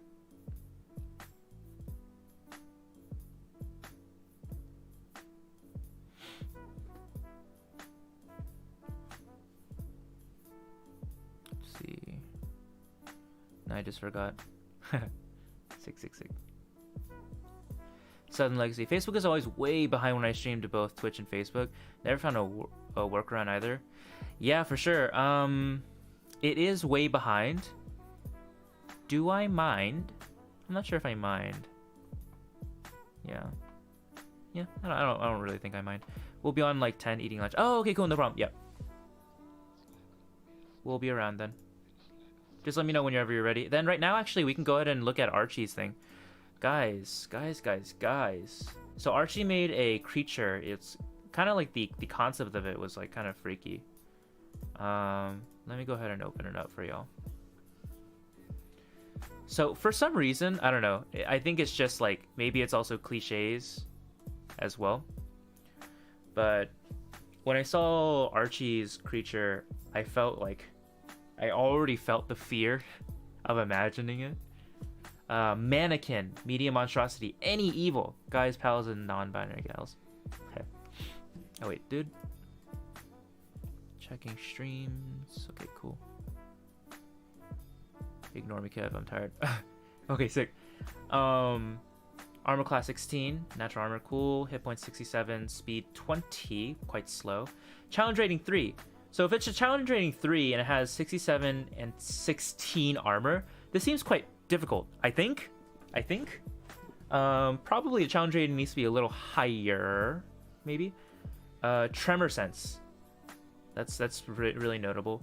And this is actually a quite short one, so we don't have to review too much. We also have some lore attached to this. So it's a grappler.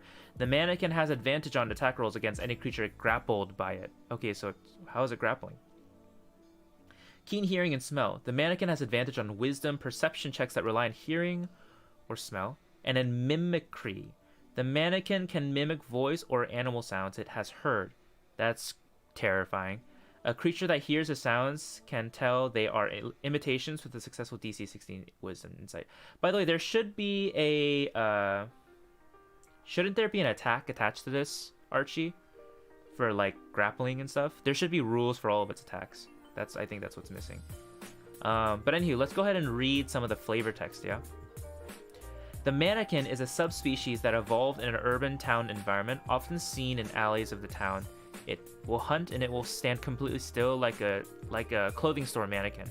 Through its evolution, it's lost its eyes and has learned to hunt using vibrations, using its thin yet deceivingly strong arms to wrap around any prey it catches, from rats, cats, and dogs to curious and playful young children.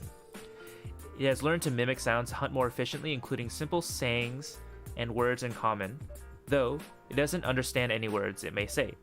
Its mouth is located on its torso, going vertically, and after a hunt will use its long tongue to lick clean its body to remove any stains and give its wooden body a glossy look, so its saliva glands are a common item sold for its ability to shine wood and protect it longer.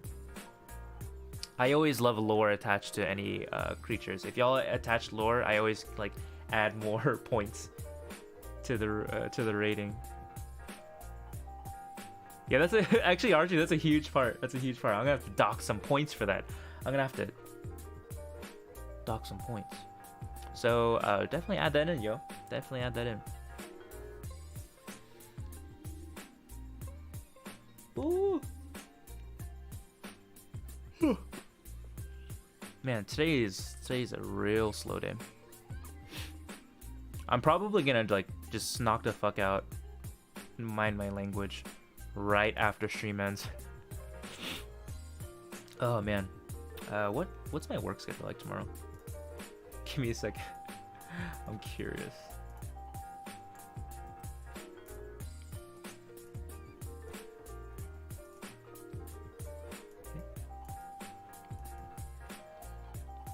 What we got? My Millennium confirmation. Cool. Good. Okay. Holy shit, my computer's really lagging for some reason. Okay, nothing here.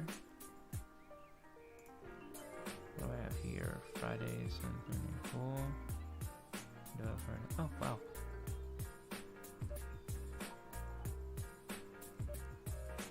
Okay. Simple.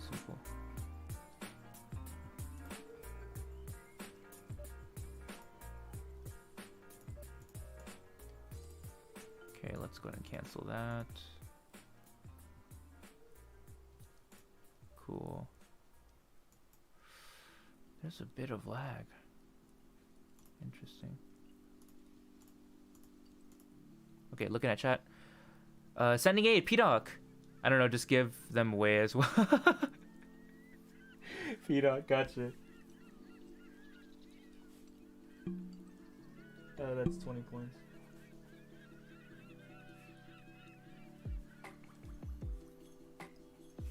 By the way, we've been trying to use your points for events, so P-Doc, definitely all those points, I've still like kept track of them and stuff. Thank you very much for your contribution before. That huge day was like kind of insane, so appreciate you for all of your support. Thank you for all of your support. This is out of context. This out of context? Oh, context. Context is this? Sounds so confusing. That sounds absolutely terrifying. Yeah, dude, it does sound terrifying. I don't know, like, maybe there's like already themes or like stories of like creatures that are similar like that, or some shows that have demonstrated like kind of mannequin style creatures. But the idea of it is quite terrifying. So I really like it a lot, Archie. Just gotta fucking add the bare minimum attack stats, okay?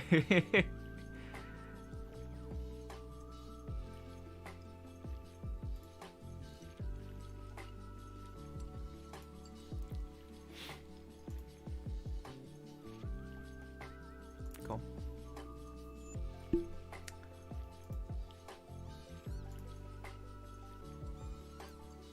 Interesting. Oh man.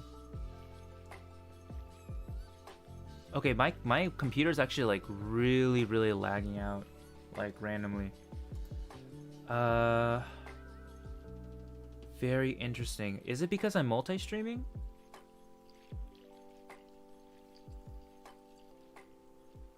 Huh.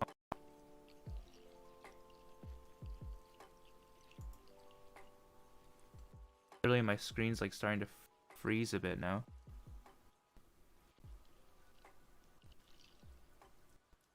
Huh. Insane. What the heck's happening?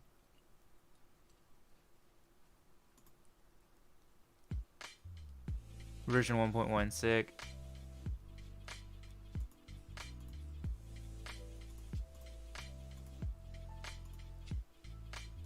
Maybe I'll Google this. Multi-streaming lag computer. How to fix render lag in OBS streams for smooth.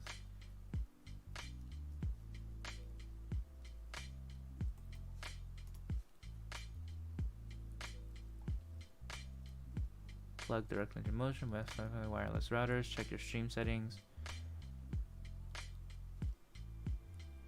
Huh. Yeah, this is an issue. Okay. Seems to have settled down though. Do I need to upgrade my parts? Question mark? Seems like everything's fine though. Yeah, I'll add them to soon. If I make mistakes like this, please tell me. Context, okay. Thank you, Kev. I need something to know. Oh, okay, yeah, okay. Got it. Okay, yeah, Pattycom. As long as you don't feel like I'm just like fucking pointing you out and like exposing you, I'm happy to give correction. I just don't want you to like feel shitty if I like just keep pointing you out. I need to think how I can improve it. How you can improve the creature stat block. I think a lot of times whenever I'm trying to improve at something, I just look at what I think a good example is and then try to emulate some of those things. Maybe add a picture as well. Find a picture on it. That's cool. But I know you were mentioning like you didn't know how to add certain things to the thing. English is my second language. Of course, I need someone to point things out. Sure, okay. Pattycom, I got you. English sensei got your back.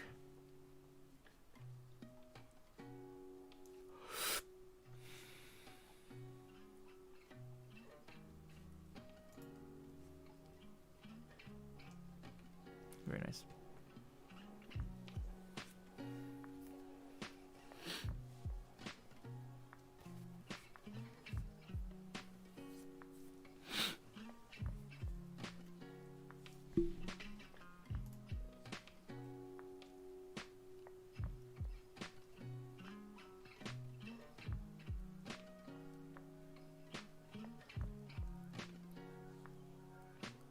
Good. Okay. Oh shit. P-Dot Plays is continuing the gift stuff they got from Southern Legacy. Yo, thank you very much for the sub. Why didn't it not give the alert? Okay, well, I got you on the sub.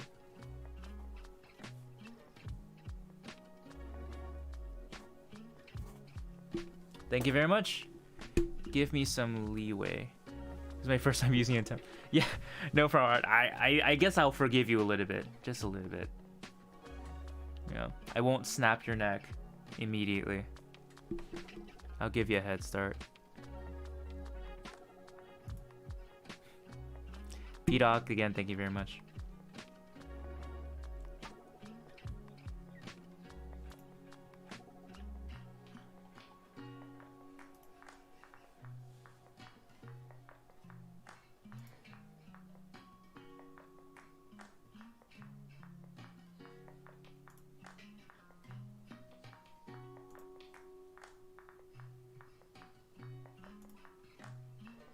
Yeah, I don't know why it didn't pop up, but you know what to do. Yeah, I got you. Now we're at 30 subs in that pool, and also some extra GP from the thing that you just redeemed. Let's see. Who do we got here? So we got Archie here. Is Southern Legacy still here? I don't know if anyone... I kind of wanted to discuss some guild system stuff. Because we've been having a little bit of inactivity. Tell me your thoughts. But if anyone got Critical Eye on monsters, please hit me up. Hit me with it. Tell me your thoughts. Sweet, yeah. If you want, yo, Archie, you should definitely post it into DnD so people can take a look at it as well. You'll probably get some good feedback, more feedback that way. But I was meaning to actually get some more thoughts on the guild system. Basically today we had like an itinerary, right? Oh, that's so funny. I know, right when that popped up, Dragon Craze just got into the... Hello? Hello. Yo, your guild leader just popped up onto the screen. Oh, sweet. Yeah, that's... Actually, I think I'll just keep you on there. Didn't even expect that to happen, but okay. Yeah, that's very nice. Whoops. Oh, no. It's like, it wasn't like a you thing. It was just like, I kept that setting what? on and I forgot to take it off. Let's see. I got you. It was just kind of funny that happened. Yeah. Where should I put you?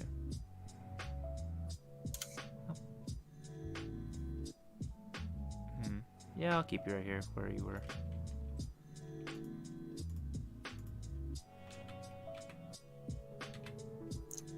Okay. Yeah, I'll just keep you big. Okay. You got me for like 20 minutes, also. No problem. Yeah, so actually, Dragon Craze, while you're here, I was wondering if I can like just talk with the stream a little bit. I might actually talk about this several times, as like I know some people will come in, some people will come out. But so today was gonna be, you know, our usual lineup of content, right? DN discussion, but as of like for the past 2-ish weeks, kind of everyone has been busy with their own stuff, or like just doing other things, and so like DN discussions is postponed or canceled for today just because we didn't have enough people. And then for the Orvos event, actually no one really signed up, like only 2 or 3 groups signed up. And also no one was going to be consistently available in today's stream to even like vote or like listen to the debates or whatever. Some people even were unable to debate even though they wanted to sign up for the Orvos event. So that probably needs to be redesigned and postponed. Probably just gonna have it like as like a survey as usual instead of a like on-stream debate kind of thing, because I don't know, that was probably just like my bad. I just like figured like before these past 2 weeks, attendance has been like pretty decent actually. So I just thought it was like okay to assume that attendance would be around, but how do I say? I should have probably just been ready to have that survey. Anyway, whatever. So what I'm leading into, I'm not sure if like what the scheduling is or what everyone's situation is. And I'm wondering if we need to do any readjustments to the guild system, or even cut out a lot of things out of the guild system as we continue. Like, so no matter what, we're going to continue the campaign, and the guilds that are already in the system are going to stay in it, but like maybe a stopping completely of advertising for the guild system, and just it's like an extra perk for the people who are already in it. They will be like part of the story, and I can like ask them things. But I wonder if everyone is still interested or has the capacity to be interested even. Like maybe some people are just busy and just can't help it. So I'm wondering if anyone has any thoughts about that. That's it. Okay, I know myself. I'll be busy, pretty busy for the next 6 weeks helping Paul. Yeah. So I don't know the amount that I'll be able to be involved. Yeah, and so actually that's a huge part as well. For everyone in the stream, like, part of the reason why the guild system was also possible was because I had some help. But if I have to go all the way back and maintain the guild system by myself, once again, it's kind of like too much to maintain in with the thought that like I'm also trying to pull out some other content to actually grow the channel in a meaningful way. So I also like considered just like freezing the guild system, but I don't know if like freezing it and like continuing it at like a later date, whatever, will lose or kill all momentum left over. I don't know. Yeah, so just some random questions. I haven't made any decisions yet, but just trying to start a dialogue about it. Southern Legacy. Oswald's couldn't find a way to really get involved in this event, so I had to step back. Yeah, okay, cool. Southern Legacy. I really like the guild system as it is. I think with work, it sets a lot of us back. I think maybe try to people who are at work, they can't come into the stream, so Oh, okay, that's that's why. what I mean. Well, that's a lot of us back. Maybe try to gear conversation debate into the Discord rather than just in stream chat. Then people who aren't able to tune in regularly can be able to see it. So here's the deal. In one of the previous chats, we had a really good time dealing or like, what's the word? Facilitating a lot of the guild stuff on stream because it saves a lot of time. Whenever someone has to like read everything on Discord outside of stream and like try to like answer everyone like really precisely, whatever, and typing is like takes longer than speaking, whatever. It takes like a really long time to do that. But I can see like, yeah, we can't just like rely on like everyone meeting up together for sure. With that being said, I think most of the stuff is written. Is it not? Let's see, then people aren't. I don't think so. You don't think so? You don't think a lot of it is like there are some components that are like on Thursday, right? We do like guild events and stuff, but like a lot of it, like we've usually every single one except this past one, or that's not true. A lot of them have gone through with surveys, and like we always update people in all of the newspaper stuff and guild discussions, and also we DM all the guilds for like all the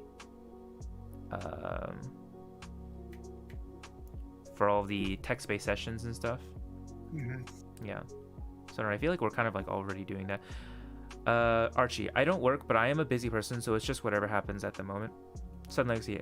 Also, I don't know the time commitment, but I'm happy to step up and help run the guild system as need be if you'd like. Oh shit. Well, that's really useful. Yeah, Southern Legacy, we might actually need that. I'll go ahead and talk to you about that, Southern. Do we know what language that is? Check. Mreka7, thank you very much for coming in. Sorry, this is a only English I'm chat. guessing it's. Let me look. It's Turkish. Turkish. Is anyone Turkish? Does anyone speak Turkish?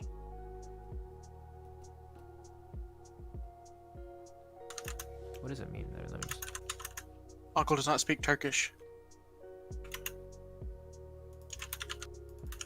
Archie. I do think it might be time to end guild creation, because the majority of the time it's always a new guild gets formed, and that's good, but it can get muddled, so I propose it might be good to advertise the current guilds and end new creation.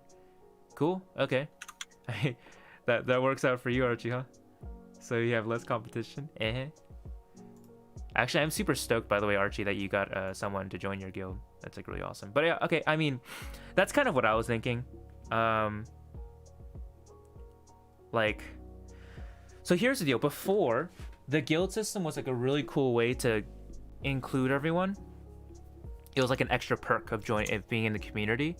But at this point, it's nice, Dragon Grace, you're awesome. But at this point, it seems as though like the benefits for everyone in the community. I mean, like not everyone's like not like, how do I say? Oh, I guess this is a topic unrelated to what you were saying. I should think before I speak. Okay, thanks. What did you say? We don't speak Turkish. We only speak English. Oh, okay, cool. Nice. And yes, it was Google Translate. Sick. I'm gonna send a heart to.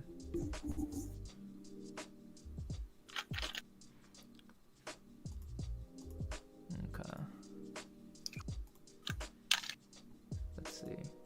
Oh, cool. And then we got your minis. Oh, nice. Okay, we're gonna go ahead and consider those real soon, dude. So, Sweet. at the very least, I think we might just like stop any advertisement for the guild system. We'll try to keep everything on Discord as much as possible. Yeah, because honestly, so recently I've been having a lot of thoughts about changing up the strategy of my streaming in general, like putting my streams into a format where like there's a lot of clippable sections that I can make YouTube videos out of.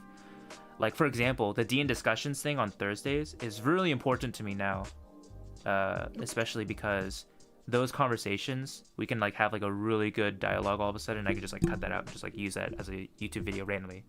I can have like random gems from that, just like a Devin Nash sort of thing. I don't know if y'all watch him. No idea who that is. Oh, for all the streamers, I think streamers have been watching him quite a bit because he's like the person who gives streamer news or online news. Also for Wednesdays for like art and stuff, like maybe change the format of my screen, maybe turn it into like something like simply like this, so that and then maybe even turn off my screen. I don't know. I need to think about it. So that I can like time lapse a drawing, something, make it YouTube videoable, Yeah. something. I Like will say, like the format you use now, it's pretty busy. It's pretty busy, really. Yeah. It's so interesting because like before it was like super busy, right? Yeah. But now Maybe, like it's if you want to make like time lapses and stuff like that, it's way too busy to do that kind of thing. I agree with that. Yeah, for time lapses, this particular format is way too busy. Do you think in general it's too busy? By the way, does anyone also have any opinions on the current format overlay? For Twitch, it's good. For about anything, for live streams, it's good. Anything else, not really. 100%. I agree with you. Yeah. I completely agree with you. So like, if I want to make clippable content with my videos, I don't know, maybe it's just not possible because like I need some information on the screen, right? Like a chat box, right? I need chat on screen. My hand cam is kind of like really important to me because I think it kind of gets people. It's like eye candy to look at someone drawing. Yeah. So what you could do is like shrink your cam and hand cam by half, and then put one of them on top of the other, and then have them under the chat box, and have the rest of it your drawing screen or whatever you want. So the thing about that is when I shrink things, it depends what you were trying to cook. For YouTube, you need a chat box for your games. For YouTube, you need a chat box for your games. For my no games, just art. Yeah, this is just for art. Yeah, for my stream games, or sorry, yeah, for my DnD games, I think my formats that I have been using, this one and this one, whenever I transition between them, I think it's fine. Get out of here. So whenever I cut or make any of the other, my face cam and my hand cam smaller, you know, I can't just like squish it and like to the middle or sorry. I can't just like squish it because it's gonna warp the image. So I need to like crop it. But then kind of no matter how I crop it, it's just not gonna look good or it won't Okay. fit properly. I don't know if that makes sense. If you can like, Oh no, I get what you're saying. yeah, okay, cool. So like, it's really tough actually to find a format that I can fit everything and that looks good. I saw this and this looked the most clean to me because I'm trying to keep the main screen as big as possible so people can actually see the main content, but also keep enough space for the chat. So and also have chat big enough so that people can even read it, especially on their phones. Have enough space for like donation type things. Yeah. I could, let's see, the supporting screen with like this. Oh shit, you can't. Oh well, that's funny. Give me a second.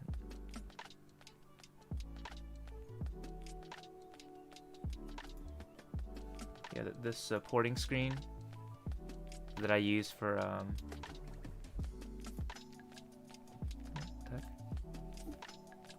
showing different things that I'm looking at.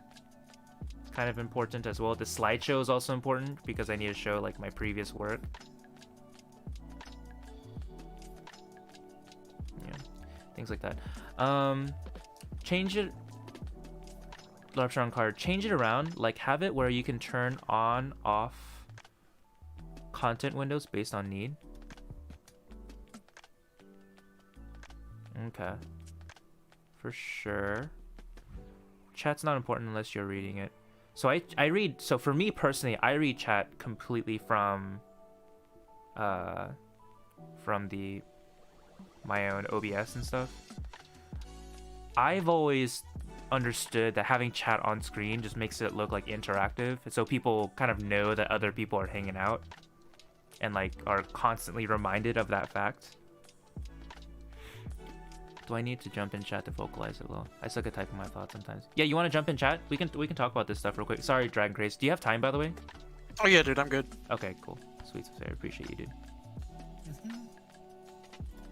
Hey, can we actually... Let's go ahead and jump into Party A so then Larpstrong can get in with us. Okay.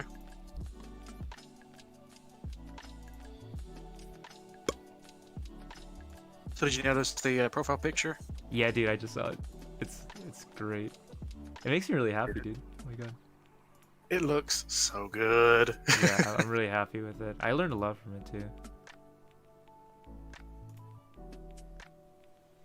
I feel like there's like a little bit of a story there too. Like, got a bit of a little baby crying Bulbasaur with a little hat on it, made just for it.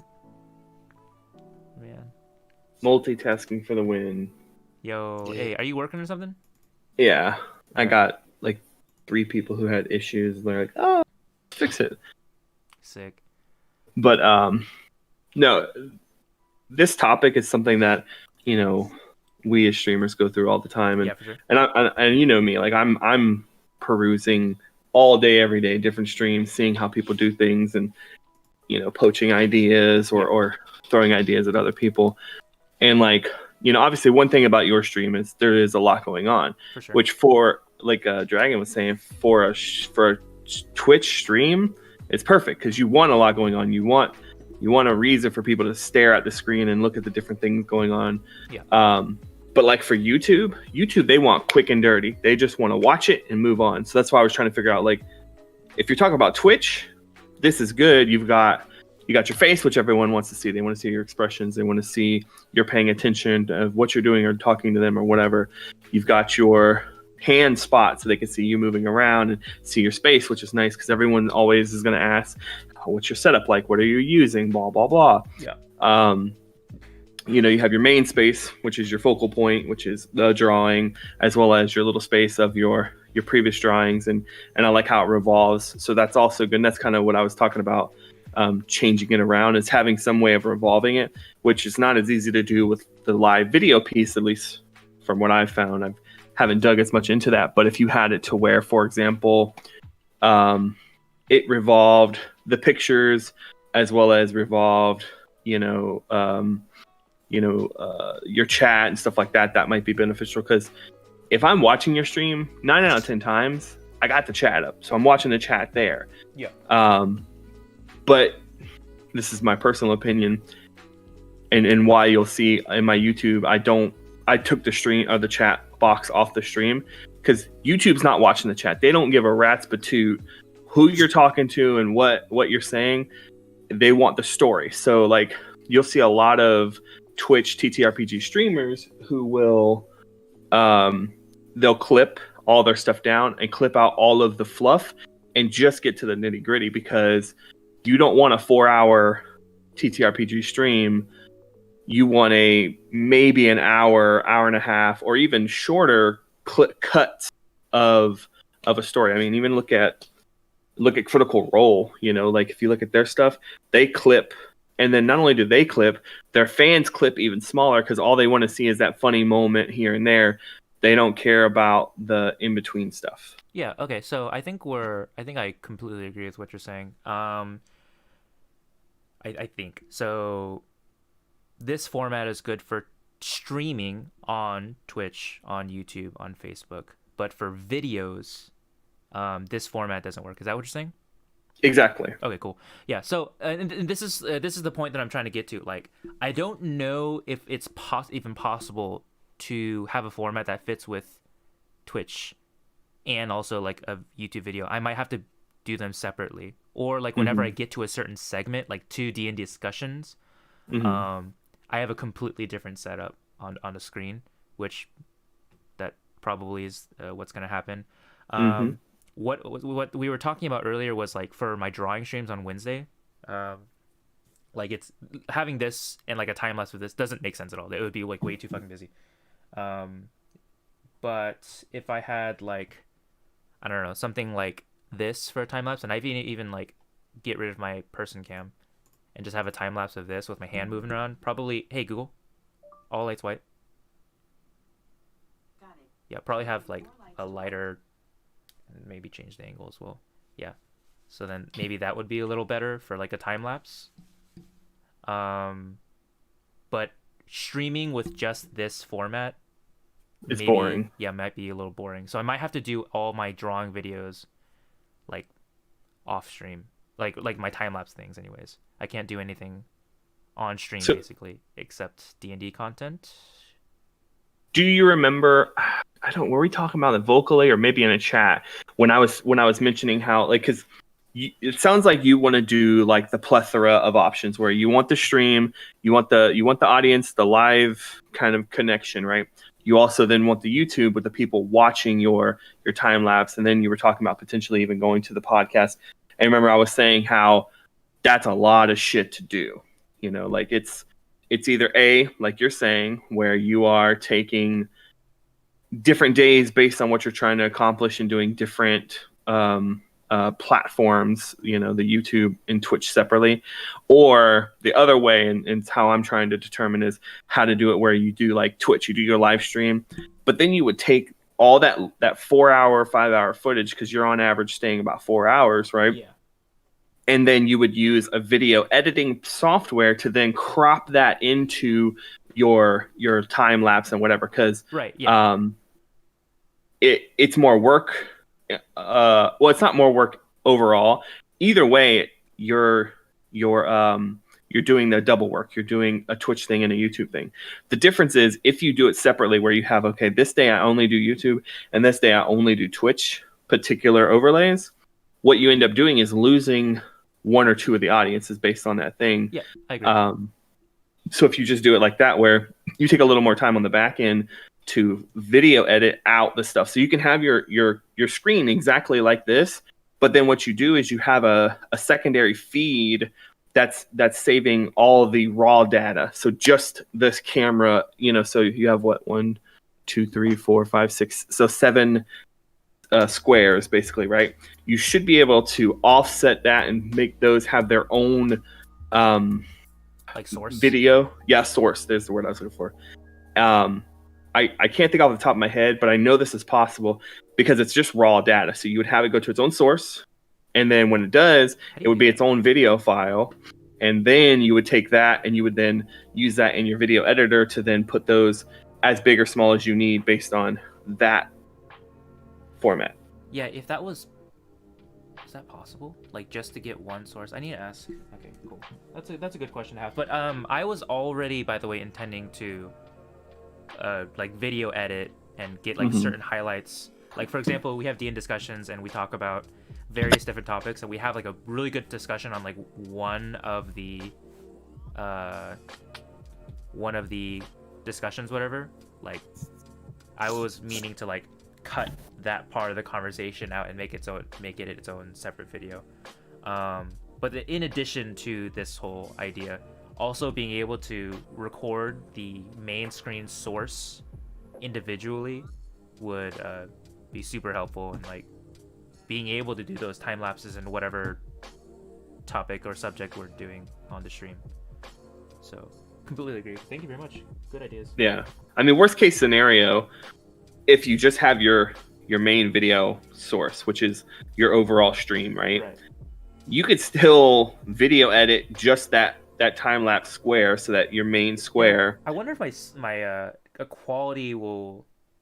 Yes, it'll fuck it up. Yeah. So yeah, that's gonna. Yeah. Be, yeah. That's the only difference. So, like I said, I don't know if the other source option is available. Actually, let me rephrase that. Worst case scenario, just download another streaming platform. So you use Stream Labs and OBS. That's gross. Got But- it. Oh, Oh, hello? We're You gonna there? Dragon disappeared on us. I bored him to death. But yeah, go ahead and continue. You're saying that's gross, like having the two different options, the Oh, two different. Like it's like, how do I say? Like having Streamlabs opening for like my usual stream, but then having OBS just to record like a separate source. Sorry, Are you good? Oh, that's loud. Someone decided to video call me on my Google Home. Do you need to take that? I mean, No, I declined it. I got the new Google Home Hub Max. Jesus Christ! Stop it, lady. If she does it real again, convenient. yeah. If she does it again, it might be important, but she Okay. probably won't. 3, 2, 1. No, Dragon, Nope. please don't do it. Nope. But yeah, so the bad part obviously is you have more processing power being used. But if all you're doing is outputting that one video feed, you're not streaming. You're just outputting that one video feed. Right. So you use your stream and then output have the others taking just your main screen. Yeah. It won't be that much tasking, I don't think, at least. And then because if my computer can handle it, then that's like a really swell idea. what's your stuff running at right now with just this running? Well, actually, it usually is like crazy good, overall. But then, what do I say? Just recently, it's been starting to lag a little bit. So I don't know if it's like because I've been multi-streaming. Or other things, like. Yeah, a little bit of troubleshooting, Yeah. and obviously it's just options. I mean, there has to be ways, right? Because if you think about the higher up echelon of TTRPG streamers, there's no way in hell that they're only doing one platform or one thing. They have to be doing something to have that raw feed data, because then that's what they then take to make their shit. So, I mean, what other people are usually doing is just recording the entire stream. Mm-hmm. I don't think anyone's trying to pinpoint a particular source or a particular screen. So that's quite easy because any of the OBSs has like a recording function. I even have my recording on right now to record the stream. Yeah, so that should be fun. Bingo Bob says something. I use horizontal chat feed along the bottom. Horizontal chat feed. How does that work? It can easily be cropped out for other video projections. I need to take a look at some of your VODs then, Bingo Bob. Bingo Bob, oh, there is a chat downloader that converts your chat into a video. Interesting. Yeah, I've never seen that either. Yeah. But Yeah, go ahead. but that's just one spot of yours. So you have a whole, like, you have more issues than just your chat. Even though, like I said, YouTube, literally the chat does not matter. Because Yeah, for sure. No, I completely agree with you. There is no plan of having chat or like Mhm. basically any of this stuff in the video. Yeah, for sure. Go ahead. But something else you can do, so like You know how you got at the bottom your D&D Thursdays and what's your topics and stuff. Yeah. Make that part of your rolling animation. So how your animations are changing, maybe it's there. So that gives you a little bit more real estate. If that's your goal, is to kind of clear up the real estate to give a little more bandwidth to your main stuff. Yeah, for like the possibility of converting like just this same template or like some certain overlay to also YouTube videos with minimal like different overlays and stuff. Probably I'm leaning towards any kind of like drawing sort of video. I'll have to do those types of videos off stream.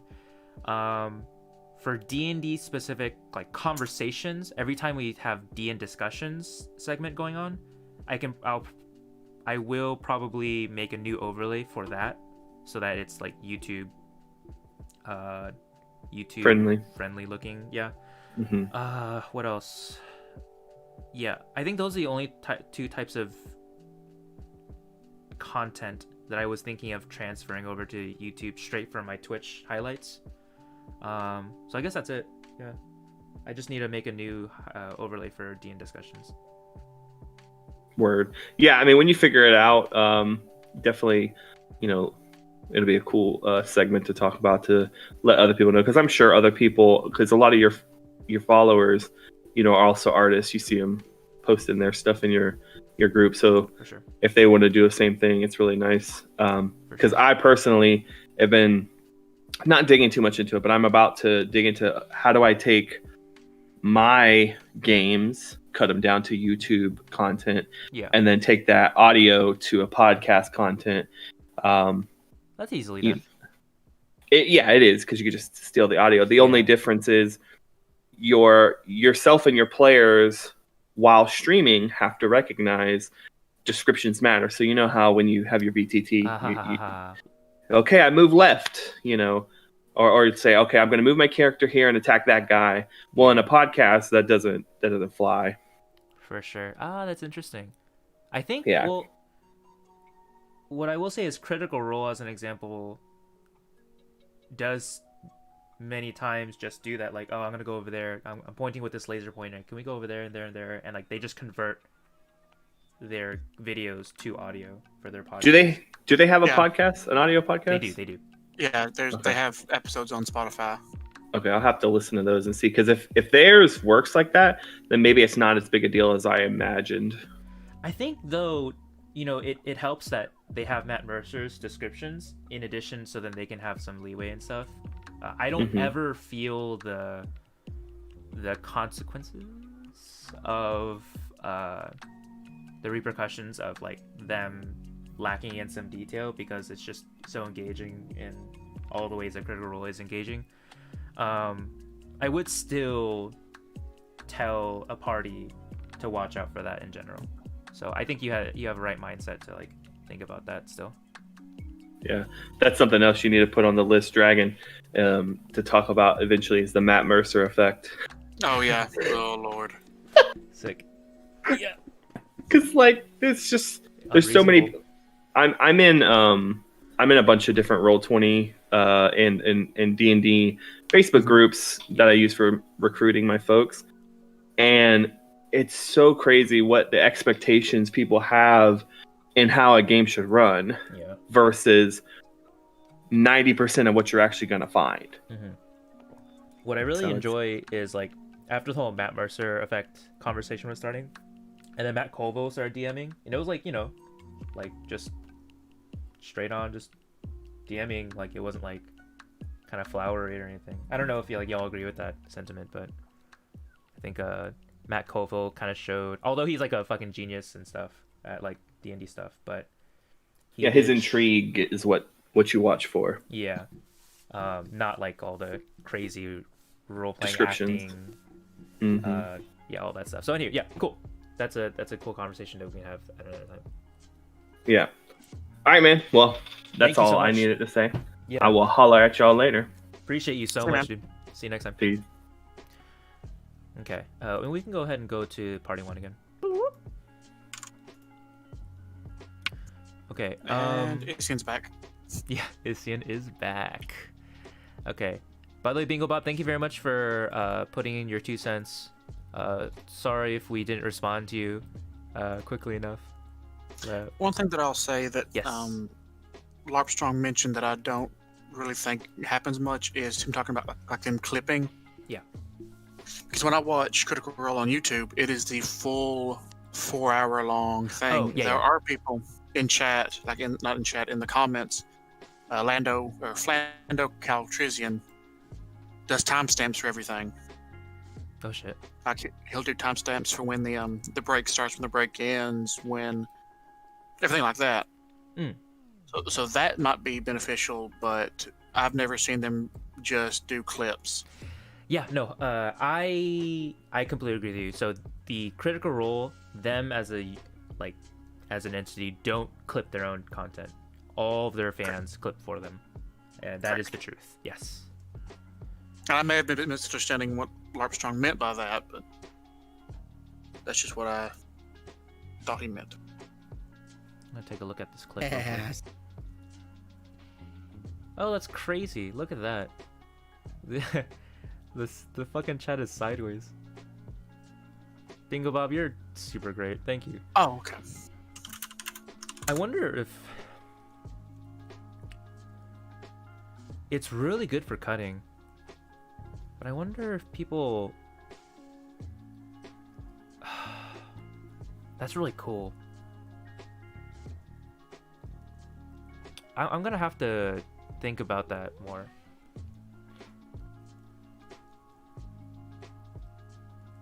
It's interesting. Okay, cool. Let's go ahead and take a look at your stuff though now. Sweet. I mean, that's how I found CR was fans' favorite. Actually, that's exactly how I found Critical Role as well, as just through their clips. They, which I can easily understand, CR, not CR fans. Yeah. Okay, cool. Let's go to Bulbasaur. Okay. You really like Bulbasaur, huh? Top 3 favorite. Top 3. All right, clearly. I see. Okay, it's loading up. Sweet. Okay, Which one you who we looking at got here? first? Top one. Okay. Let's be back. Got a bear trap and a. It's a war. This is Thor? War. War. Oh, okay. Yes. Very nice. If I'm down for like any particular description or justification, like why you did certain things. Okay, so the Spartan helmet is his trinket, called the Helm of the First. Okay.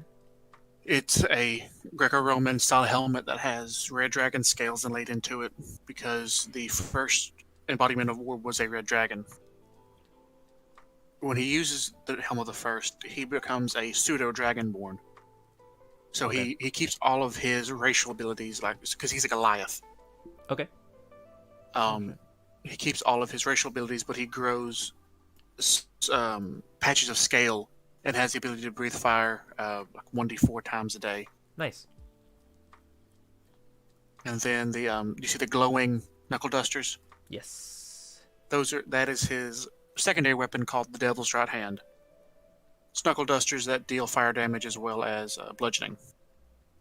Okay. Yes. Very nice. Also, I noticed that the skin is like darker, like pale or something. Is that Gray, normal? yeah. Gray. For Goliath, yeah. Okay. Cool. Oh, I guess it is. I guess Grog is gray, huh? Yep. Okay. Cool. Moving on to the next one then. Sure. Yeah, but I think this one's quite. You know. Oh yeah. Also. Yeah. He does dual wield shotguns. That's so badass. Yeah. It felt like a very war thing to do. Yeah, I think it's I don't know. It's pretty interesting to me to like use DnD and like have it in Weird West. I think that's like really awesome. In general, I'm really impressed with the Hero Forge and like all the new things that it's added. It's so good. Yeah, are you actually gonna order all these? Not at one time. Yeah, because these are fucking expensive, aren't they? $45 a piece. Yeah, Jesus Christ, dude. So anybody who knows me and knows Christmas is coming up soon, hey, Wish list it. Exactly. Yeah, that's so badass. Okay. Holy shit. That's so awesome. I'm just trying to like appreciate it a little more, but I know we have to get on to Okay. the other ones as well. Also, Subs up? he's a barbarian fighter, Yeah. Okay. so Fire. By the way, I see a bear trap. yes, Is there any significance to that? not really. Very looked cool. nice. All right, next one then. Okay, that's pestilence. Pestilence. Looks like a freaking orc. Yes, he is. Okay.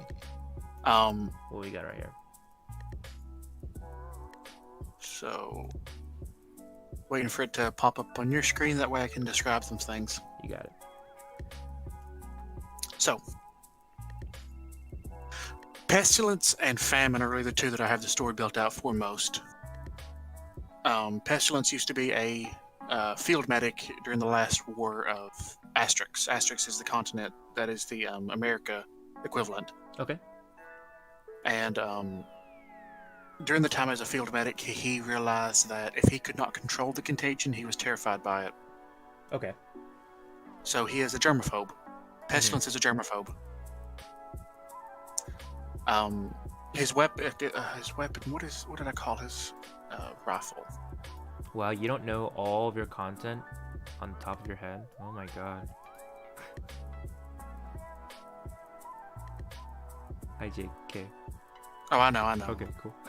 There's just some silence. I just felt really bad. Okay. His rifle, and this was a really bad timing-wise. His rifle's name is Pandemic. Oh, wow. Yeah.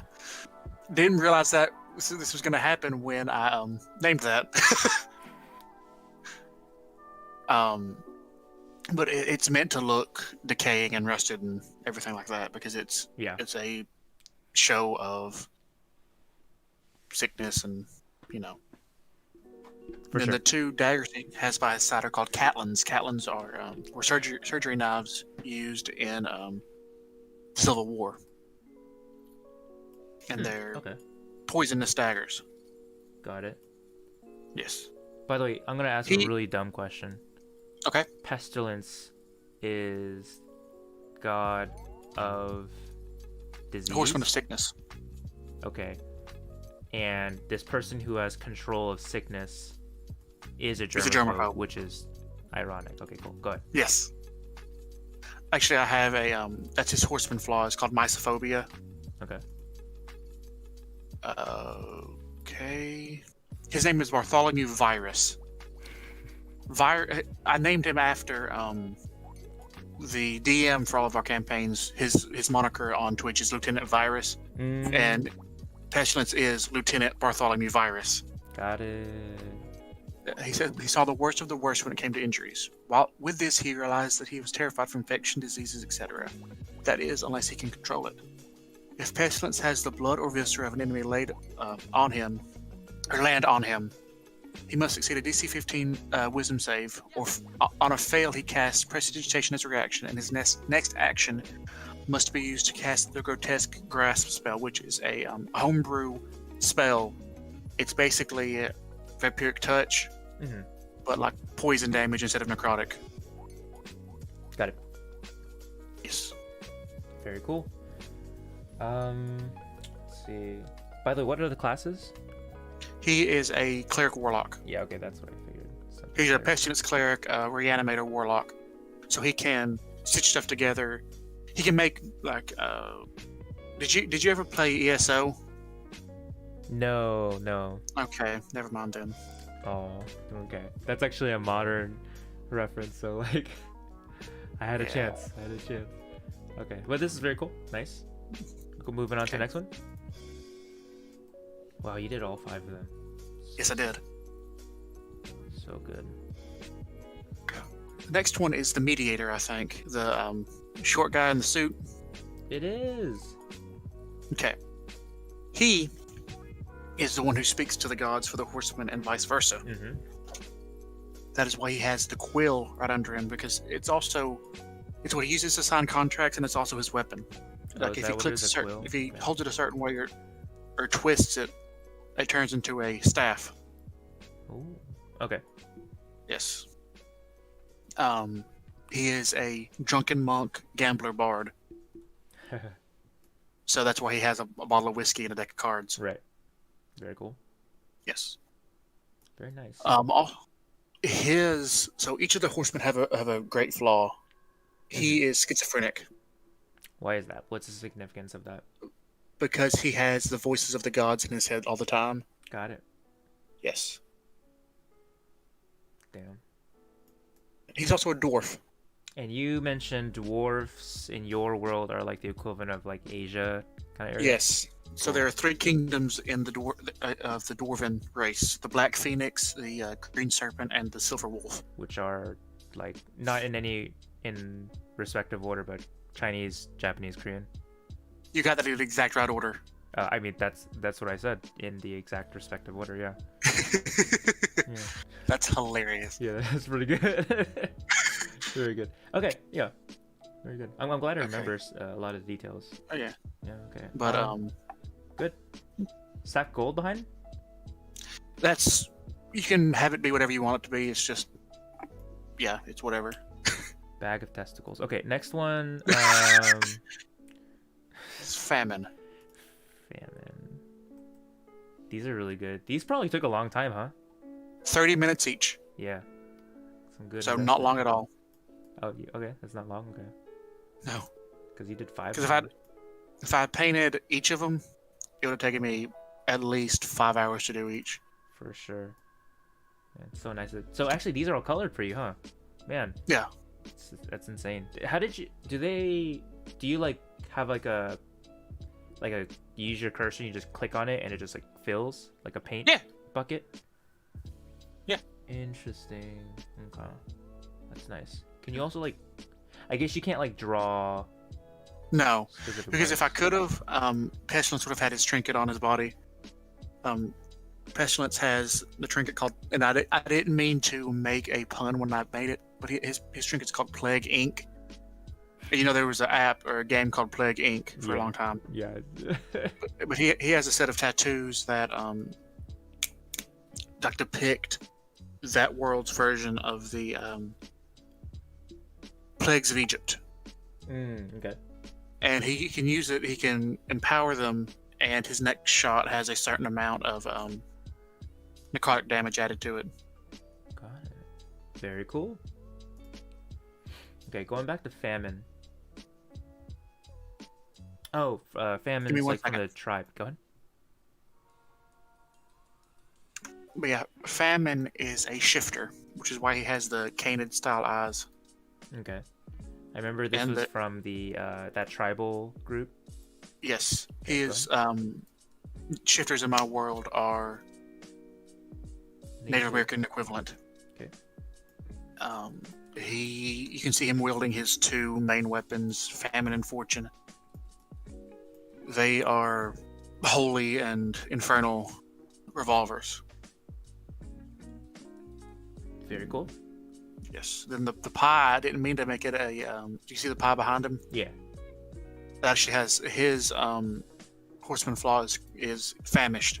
If he sees food other than that which he or the other horsemen create, he has to. I think it's a DC 15 whiz save or DC 15 I remember you int told me save. about Has to pass it. No, DC 15 con save. I don't know why it's con, but it makes sense kind of because he's hungry. Or he has to eat all of it. that. Yeah. You cannot stop him from eating all of it. Which is crazy. Like that's actually like. What? By the way, what was Wars? PTSD. PTSD, and what does that? How does that affect him? I haven't created it yet. I haven't come up with it yet, but I know the basics of it. Okay, because like as far as I forgot the last one for the 5th guy, but like for famine, like that's like maybe the worst one. Oh You no, Literally kill yourself by eating like, and like he's almost a demigod, so no, oh, so he wouldn't kill himself by like eating Good. stuff. no. Oh, okay, never mind then. Yeah, it's not that big of a deal. I mean, it's just like really distracting, and like It's like really derailing from like what you're trying to do, but otherwise. Oh, it can be, yeah. Yeah. Like, because anybody who sees it has to pass a DC 15 Wiz save, or they have the fear effect from it. Okay, got it. Hopefully he doesn't turn into a cannibal. Campfire in front, just like tribalish, or infernal? Yeah, just tribalish. Okay, cool. Very nice. And he's probably going to be funny enough, he's probably going to be the cook of the group. Makes so sense. that's why he has the fire and the skillet. Yeah. By the way, did you notice that the skillet's like? Yes. Okay, cool. I wonder if there's a way to. I can't fix that. That really sucks.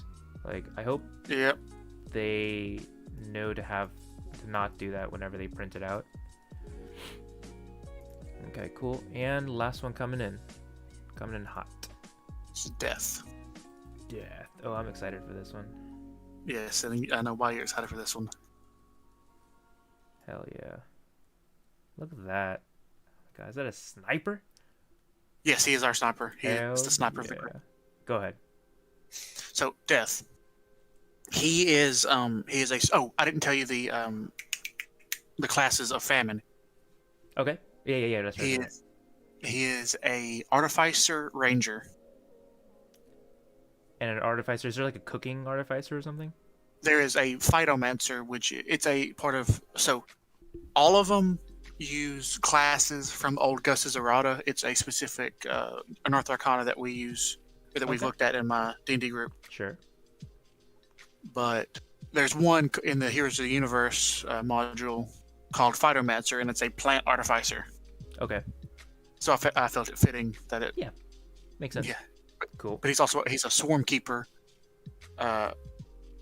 ranger, and his swarm is locust. I remember that was like his ultimate or something, right? Like he just. Yeah, his trinket is the coin of hunger. One side has a cultivar, and one side has a locust. I remember that. So you just like your fate is like 50-50. You either get eaten up or you get like a bountiful feast. Or your crops are blessed for the next year. That's it. Yeah. That's so. So. What is polarizing the right word? Like it can go one way or the other. I don't know. Yeah, I guess that's right. I don't know that vocabulary word very well. Yo, Shifting to Wolf, bork. How are you doing?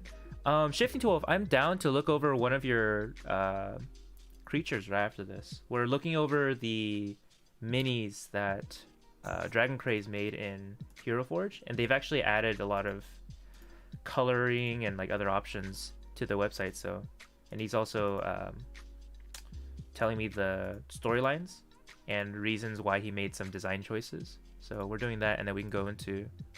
Yeah, sick. Okay. Thank you very much, Shifting to Wolf. Okay, cool. Thank you very much for the famine description again. Mm-hmm. For the Phytomancer... Phytomancer, Artificer, and the Swarm Keeper Ranger. Cool. Yes. Very nice. Those are super fitting. I like that a lot. Yeah. So... Death is a rogue sorcerer. Cool. He's an assassin, rogue, powderhound sorcerer. Powderhound is from the Weird West module from Old Gus's. Very cool. Let me open it back up, and then I can tell you. So you don't know all. Okay, sorry. No. I'm talking about the miniature, because I had it closed for a second. I got you. But like I said, he is the sniper of the group. Yeah. And he is the reason that I had to create the Horseman flaws. Okay. Because he would be way too overpowered otherwise. Sure. Because if he's basically with the class combination, he can shoot without disadvantage to 480 feet. So he can shoot. We had this. I think we had this conversation. Yeah. Yeah. He can shoot you from 96 squares away. Ridiculous. Yeah, and without disadvantage. And since he's an assassin rogue, if you have not gone in the if you have not gone in the in the Turn order yet? in the turn order. I thought it was in the combat. I thought it was in the yeah. Whatever it is. That's in the first turn order. So if he goes before you and he shoots you, automatic crit. Oh, it's odd. Oh, it's yeah. That's how it works. Yeah. Okay. Ridiculous. Yeah, that's pretty nuts, honestly. I know Zozo likes to play assassin rogues a lot. His rifle Sorrow does 3D because we do in our group. Guns don't do piercing; they do ballistic. Ballistic. Yes. A new type of damage. Yes. So like anytime that we do a use guns, it's not piercing; it's ballistic. Okay, got it. So it does 3d10 ballistic and 2d8 necrotic. So on a crit, it would do 6d10 ballistic and 48 necrotic, plus sneak attack damage. Ridiculous. Okay, absolutely ridiculous. Yes. Okay, class. Oh no, you already said it. Yeah. What was the ult of death? His trinket is a death whistle. You see like the Aztec death whistles? Yeah. Yeah. Yeah. Yeah. I haven't. That's why the skull's there, because that's the death whistle. Ah, okay. And so what does that do? I haven't figured it out yet. Okay. Well, that's fucking sick. Yeah. Overall, I am intrigued by, again, the Weird West, all that stuff, and how you've made a whole world and kind of used the cultures of IRL world and put them into the world. I mean, it's really good. And honestly, as I've said before, I really hope that you are able to turn this into some sort of campaign or session. Like you do. Well, see, my thing is, I'm either going to do D&D sessions out of this, or D&D campaigns out of this world, or I'm going to write stories out of it. Ooh, that's cool. Yeah. Oh, so I'm looking back because I have all the all the archetype features in their documents. So starting at starting at 3rd level, when you're at your deadliest, when you get the drop on your enemies, you have advantage on attack rolls against your hasn't taken a turn in the combat yet. In addition, any hit you score against a creature that is surprised is a critical hit. Ridiculous. Yeah. Automatic crit. Yeah. For most things, it's just gonna kill him. Can you shoot several times per turn? I'm looking to see it because I don't think rogues don't get extra attack. I don't think. I feel like everyone. Well, I don't know. I'm ignorant. Let's see, it's rogue and sorcerer. Yeah, sorcerer. I don't know. No, sorcerer does not. I know that for sure, for certain. Okay. Rogue should definitely get an extra attack, shouldn't they? I think my rogue does that. You would think so, but Guess not.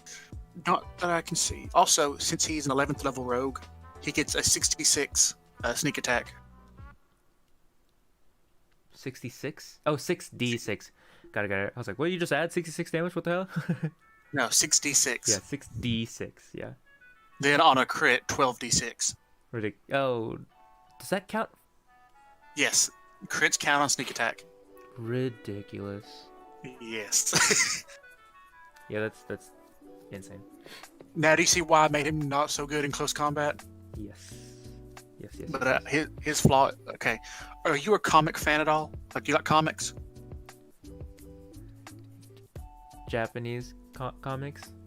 I mean, like Marvel. Yeah, I know. I've never really watched or looked at comics at all. So, you ever heard of the character Ghost Rider? Yes. I watched the movie. So, Ghost Rider has an ability called the Penance Stare, which, if he looks into the eyes of somebody, they feel all the pain, either emotional or physical, that they've ever caused. Yes. Death has the inverse. He has the Repentant Stare. So I made it like repentant, but like repentance. When Death stares into the eyes of an individual other than one of the other horsemen, he must make a DC 15 Wiz save. Otherwise, he has all the pain that he has caused during his time Oh, yeah. He has all the pain that he has caused during his time as a horseman laid on him, and becomes incapacitated for the next 1d4 hours. He himself, So, if he sees If he looks into the eyes of somebody else, that other he than is hurt, or just anyone else no. in general? just anybody, Okay, that's other the than the worst other one. horsemen, That's the worst one. other than the other horsemen, he can be incapacitated for up to 4 hours. Yeah, that's okay. That's Yeah. reverse broken. That's why he, because they all have incognito forms. They all have forms that they walk through towns in. Mm-hmm. Like his. So there's this group called the Highwaymen, which was a country group in the 80s, 90s. It was a combination of some of the best country artists of the 20th century. So Johnny Cash, Willie Nelson, Chris Christopherson, and Waylon Jennings. Sure. That's who I based the incognito forms of the horsemen off of. Very nice. So Death is Johnny Cash. Famine is Willie Nelson, because you know Willie Nelson loves the plant. Mm-hmm. Pestilence is Chris Christopherson, and War is Waylon Jennings. Very nice. I And then don't I know think I'm actually going- how they look like on the top of my head, but do the models Yeah. like look like them? No, Okay, cool. this is the horsemen themselves. These aren't the incognito form. Got it. But then I haven't decided who I want the mediator to be yet, but I had a really funny thought last night. Okay. So, have you ever heard? You know who George Jones is, right? No. Okay, George He is another- Jones. he's another country artist. Got it. Okay, I see him. That's who I thought of making the mediator, because George Jones was called the Possum. His nickname was the Possum, Okay. and I was going to give the mediator's incognito form a possum pet. Nice. This guy looks like fucking Jim Carrey. I'm so glad I'm not the only one who's thought that. What the heck? It's like, It's uncanny. yeah, it's actually kind of crazy. Okay. Cool. Yeah. Well, overall, your work was definitely well worth it. Which one are Also- you gonna get first? Oh, go ahead. If I get any one of them first, it's going to be Death. Nice. All right, go ahead. So there are people, like I said, can't talk. Boo. I said I based Pestilence off of the DM that I have. I have bet. Right. You know that Death is your horseman. Like you have had a lot of effect on him. So I try to make him kind of look like you, Wait. Death or is how me? I would think you would want him. And then War is based off of the ideas that one of my other buddies on Twitch has. His name is Stunnist. He has a big red beard. That's why I gave War a big red beard. Very nice. Get him a ginger Goliath. So I've kind of put in people who helped me a lot. What the heck? That's awesome, man. Yeah. Oh, Didn't have anybody with Famine or the Mediator. That's why they haven't said anything about anybody. But Yeah, sure. I'm deaf, huh? yes, Hell that's yeah. why I asked if you think Death should have facial hair. Well, I don't, so. Sweet. Sick. Man, okay. That being said. I'm always like super happy to get like reacquainted with your content and stuff. Yeah. So I've actually tried to start writing more lore yeah. for the races, not like specifically regions or anything, just how the races are viewed in Anmar. Yeah. Like I've given shifters. There are 4 different. There are different tribes, multiple different tribes, but there are 4 archetype shifters: Uh-huh. desert, prairie, forest, and tundra. So the tundra shifters are more. What's the word I'm looking for here?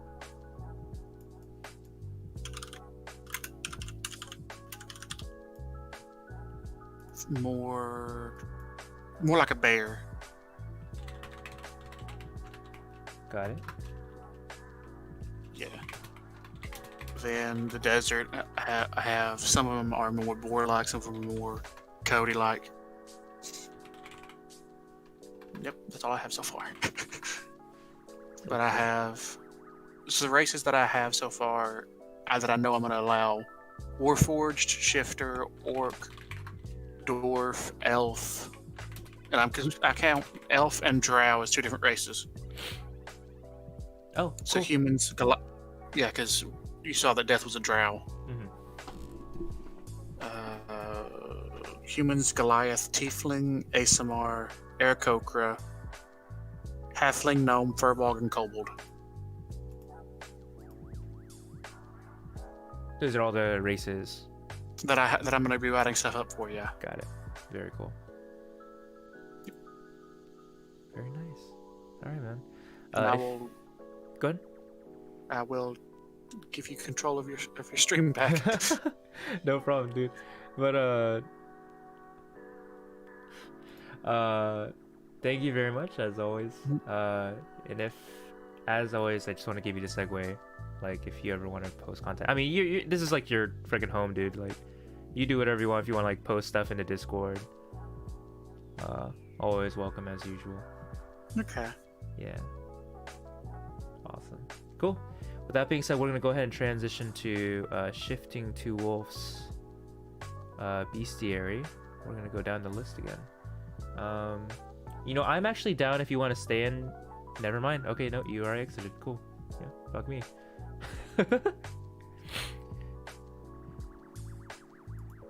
Okay. Shifting to Wolf, are you still here? If you are, I would like to ask if there's any particular creature that you want to review. Otherwise, I'm just gonna pick like the next one on the list. Hey Google, stream. Okay, BB. Thank you. I'm here, yes. Dragon Crazy heard that? Sick. I can jump back in if you want. I mean, I'm down for whatever, Dragon Crazy. Yeah, I'll pop back in.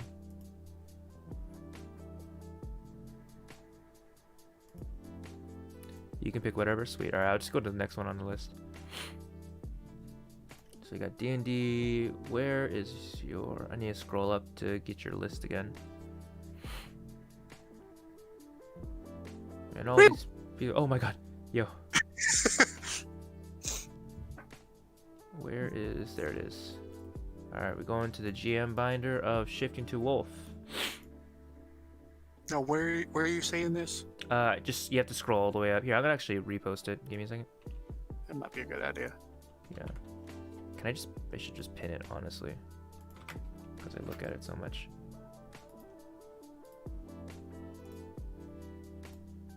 Cool. Pinned. Oh, that's an awesome cover. Yeah. They're trying to make their own, like, homebrew, like, module-looking bestiary thing. Like, That is sick. every single entry has, like, what is it? Lore, pictures. Like, it's really extensive. It's really good. So, Archie, take some notes. Take some notes. Yeah, it was really funny earlier. So I'm not trying to like make fun of Archie. And Archie, I know you know this if you're still on the stream, but like, so Archie showed the mannequin, right, creature that he was making, and I was like reviewing it with him. It's like, oh man, this is so good, and like it gives so much feeling and all this good stuff. And I realized like, wait, there's no attacks here. Like, like it's just straight up there's like no attacks. Like it talks about like the like, oh, whenever you grapple someone you have advantage on those sorts of things. I was like, oh, that's cool. All right, I'm excited to look at that grapple attack. Oh, there's no attacks. So like a really big part, and he like added this lore and stuff. So wonder how long. Yo, welcome, long name dude. How you doing? Y'all are making me blush. Wonder how long one it can be. You deserve it. Shifting to Wolf. Voivode. Shifting. What was that? I was gonna say shifting this. I would actually use some of this in my Weird West. Oh, 100%. Like, freaking, there's some that I've already wanted to, that are already actually being implemented, Oh, nice. like, into our world, yeah, because they're just too good. Okay, cool. Voy, thank you very much. You just answered the question I was about to ask. Voy, what's up? Hey, how are you doing? I don't think I've seen your name here. Thank you very much for the follow. Definitely haven't seen your name around. We're always curious, like, how people find a stream in general. So definitely let yourself be known. Don't be a stranger. And yeah, tell us what's up, yo. So I'm at the Cornish. I'm on page 31 right now. Yeah. And I misread it. The table of contents is fable of contents, and I'm like, that fits way too well. 31.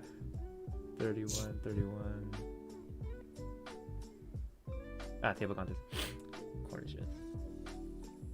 Very cool. Wait, why is there a second?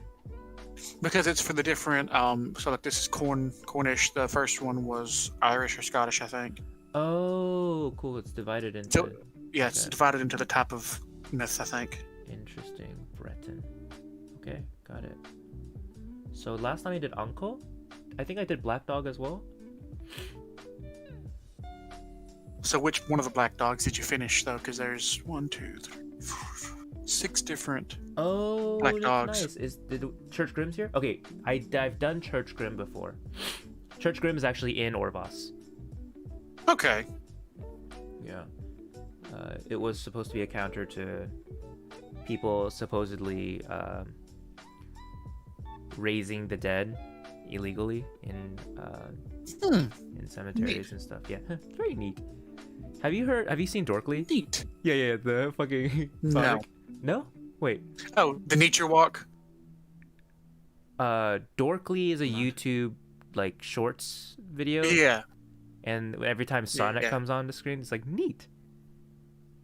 I didn't know that, but there's a video from like 10 years called Nature Walk. I was Okay. like, oh, that's neat. That's You can funny. tell it's a birch by the way that it is. Voy, I just wrapped up my stream and I'm looking around for other D&D streams to raid into. Schedule says this is your regular time. Hell yeah, it is. I got like an hour left in my stream. Voy, if you're interested in raiding in, but no pressure. Definitely. Hey guys, by the way, can we get a shout out? Yeah, I'll just type it in. I'll do it. Oh, thank you very much. Really appreciate you, Dragon Craze. Yeah. Getting you a shout out, Voy. I'm gonna add you right now. So, by the way, Voy, you don't have to feel pressure to like raid me in right now. I just want to help support all D&Ders. You gotta follow. So it looks like they're playing Dungeons and Dragons Super Bowl type thing. Super Bowl? Because it's called Dungeon Sports Coliseum. What is that? I don't know. That's so cool. I'll have to check out some of the VODs. I want to see what concept that is. Yeah, Void, thank you very much for the thoughts. I should probably add in one major table of contents. I think, yeah, shifting. I think that's a good idea. Shifting. Cool. Same here. I'll bring some friends with me next Thursday. Followed and subscribed. Thank you very much.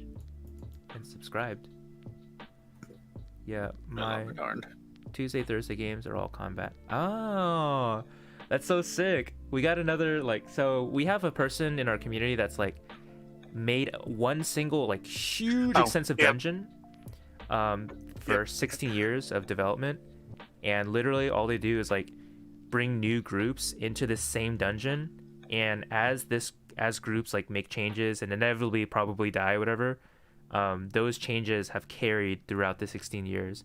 And so I don't know, it reminds me of like it's just like a different concept out of the general mold of like, you know, role play and like a usual campaign. What were you gonna say, Dragon Craze? No, I wasn't saying anything. No, I was agreeing with what you were saying. I wasn't trying to say anything.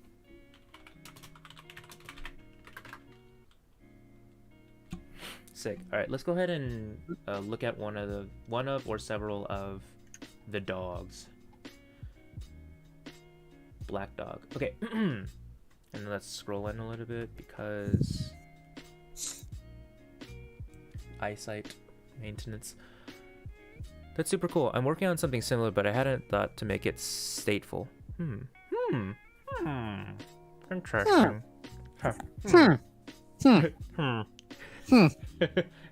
Minecraft? That's from the Black Crystal or the Dark Crystal. No idea what that is. Oh my God! It's a Jim Henson movie. No idea who that is. Muppets. I do know what that is. You make me feel like a boomer and you're older than I am. Yep. You are a boomer. I'm okay with this. Many have heard of the black dog, and most people have even seen one in their lifetime, but only a select few know that there are multiple species of black dogs roaming the plains. Whilst most know black dogs to be demonic entities that roam the world at nighttime, ghastly apparitions that hunt the unfortunate souls whom happen to stumble upon their path, yet few know that not all black dogs are the malicious entities humanity's made them out to be. Some black dogs, like the Church Grim, the Girt Dog, and Guardian Black Dogs, for example, are benevolent creatures that prevent any harm from happening of anyone under their charge. There are many tales out there of wary travelers who lost their way and stumbled upon these benign black dogs. And whilst the encounter is frightful, all these mythical creatures did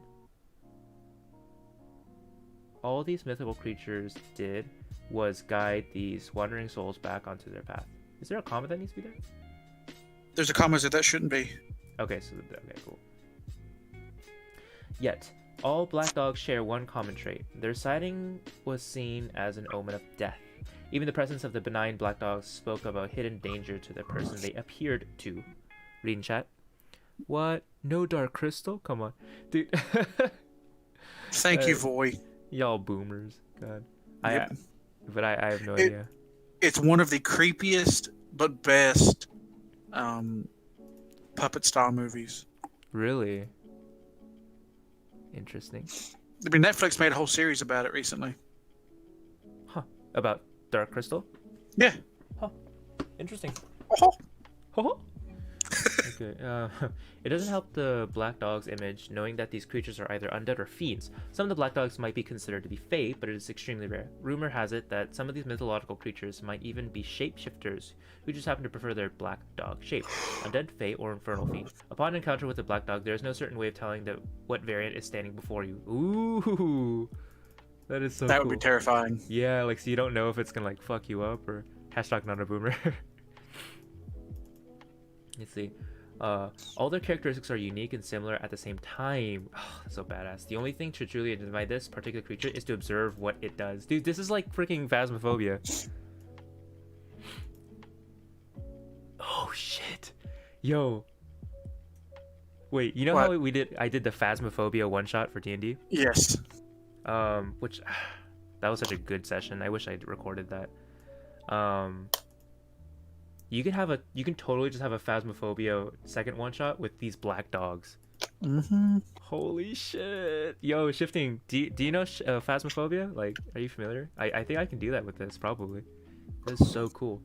I just need to read some of the details, though. I gotta punch out CLR. Yo, Voy, thank you very much for coming around. Really appreciate your attendance, and hopefully I'll get to see you around and get to see your stream as well. That's really cool to just have, like, a straight-up combat session or a combat stream. Yo, shit. Oh, it's Apostle of Orcus. Woo!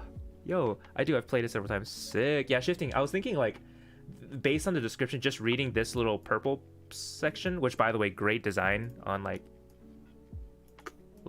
just, like, having this extra section for flavor.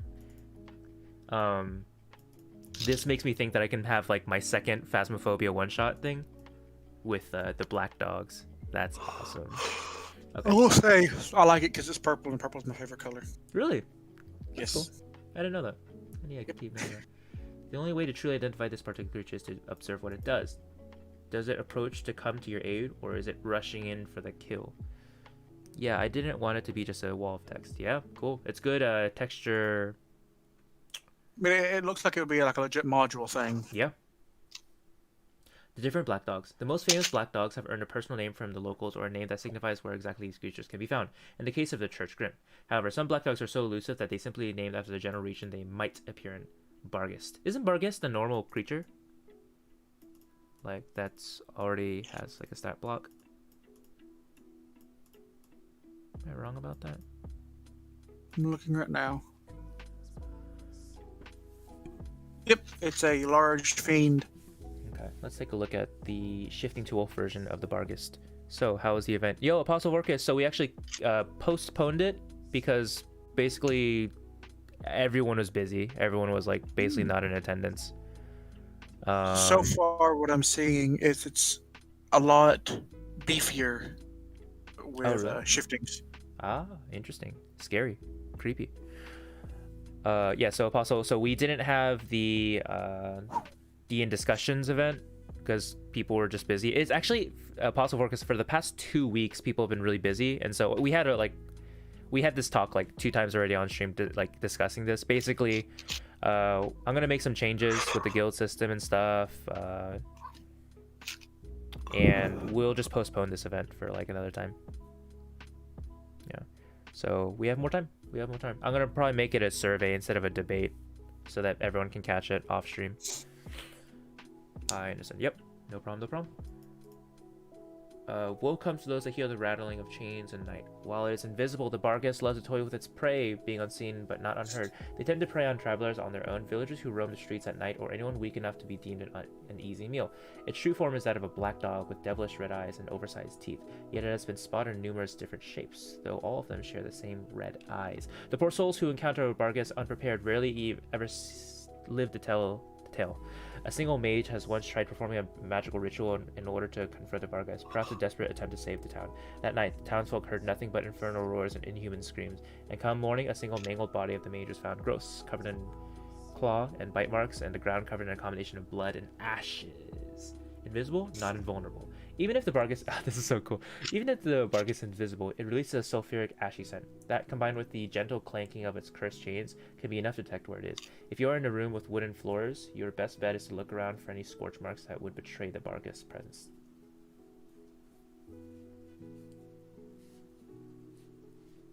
That's awesome. What the heck? Barghest, large fiend, neutral evil, speed 40, very fast, challenge rating 8. Armor class 18. Ambusher. The Barghest has advantage on attack rolls that it surprises. The Barghest has advantage on saving throws against charmed or frightened. Cool. Death Burst. When the Barghest dies, it explodes. Oh my god. In a burst of fire. It's a baneling. Each creature within 5 feet of it must make a DC 14 dex save, taking 3d6 fire damage. Cool. Okay, that's not too bad. Double the CR if I remember. Cool. That means more competition. Yeah, that. Well, maybe not. If the same amount of interaction has been happening as it has been for the past couple of weeks. So, also never know. So, the Barghest in the 5e, like the bestiary for 5e tools, his Barghest has 1 more armor and 20 more health. Okay, so that's the only difference. And a +1 to Dex, a +2 to Con.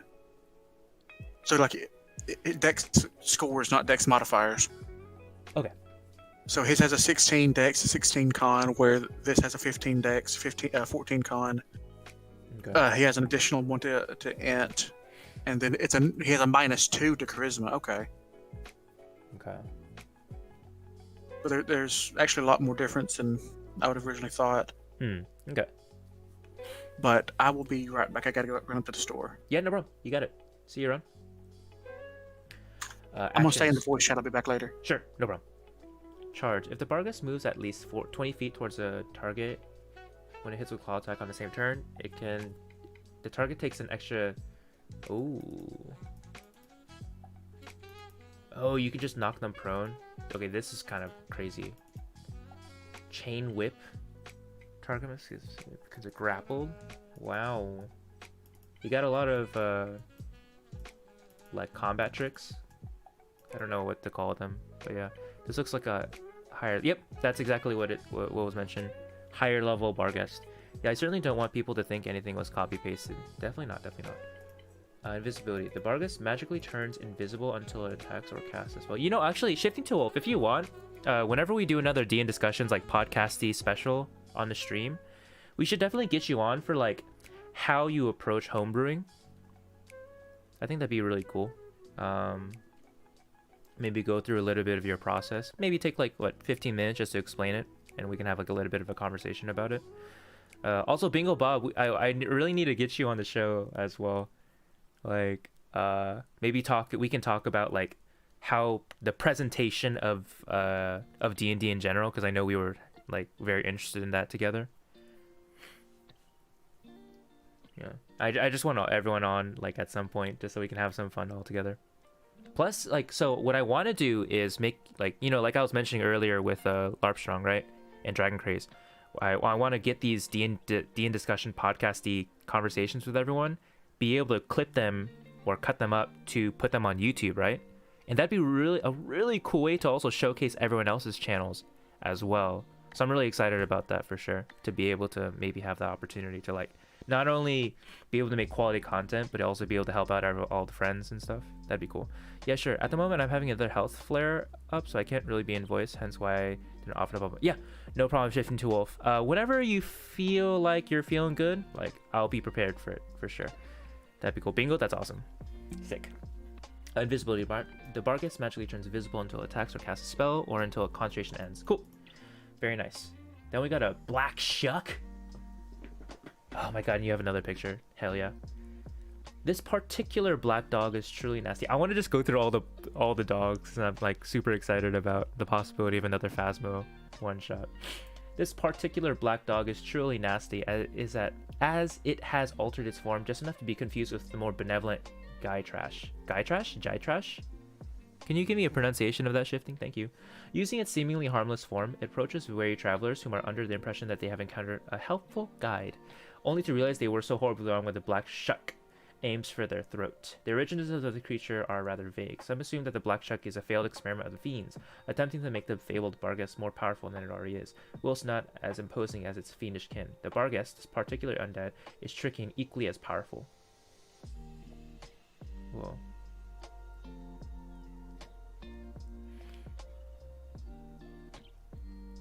This particular undead is tricky and equally as powerful. Oh, it's an undead. That's cool. There are accounts that the Black Shuck has even dared to rush into a temple to lay waste to the people praying inside. As it rampaged through the temple, its power and malice was so powerful, it sent the steeple crashing down. Send the steeple crashing down. Till this day, the temple's wooden doors are still marked with scorched claw marks, and the faithful there are wary of any black dogs in the vicinity of their temple. The Black Shuck is considered to be an omen of calamity, an eerie foreboding of what is yet to come. If you hear him howl, close your eyes and pray. Once you lock eyes with it as it howls, your soul's forfeit, and you will die within a year. A year's enough time, huh? The GY is pronounced as G. G trash. G trash. G trash. Okay, got it. I'll remember it.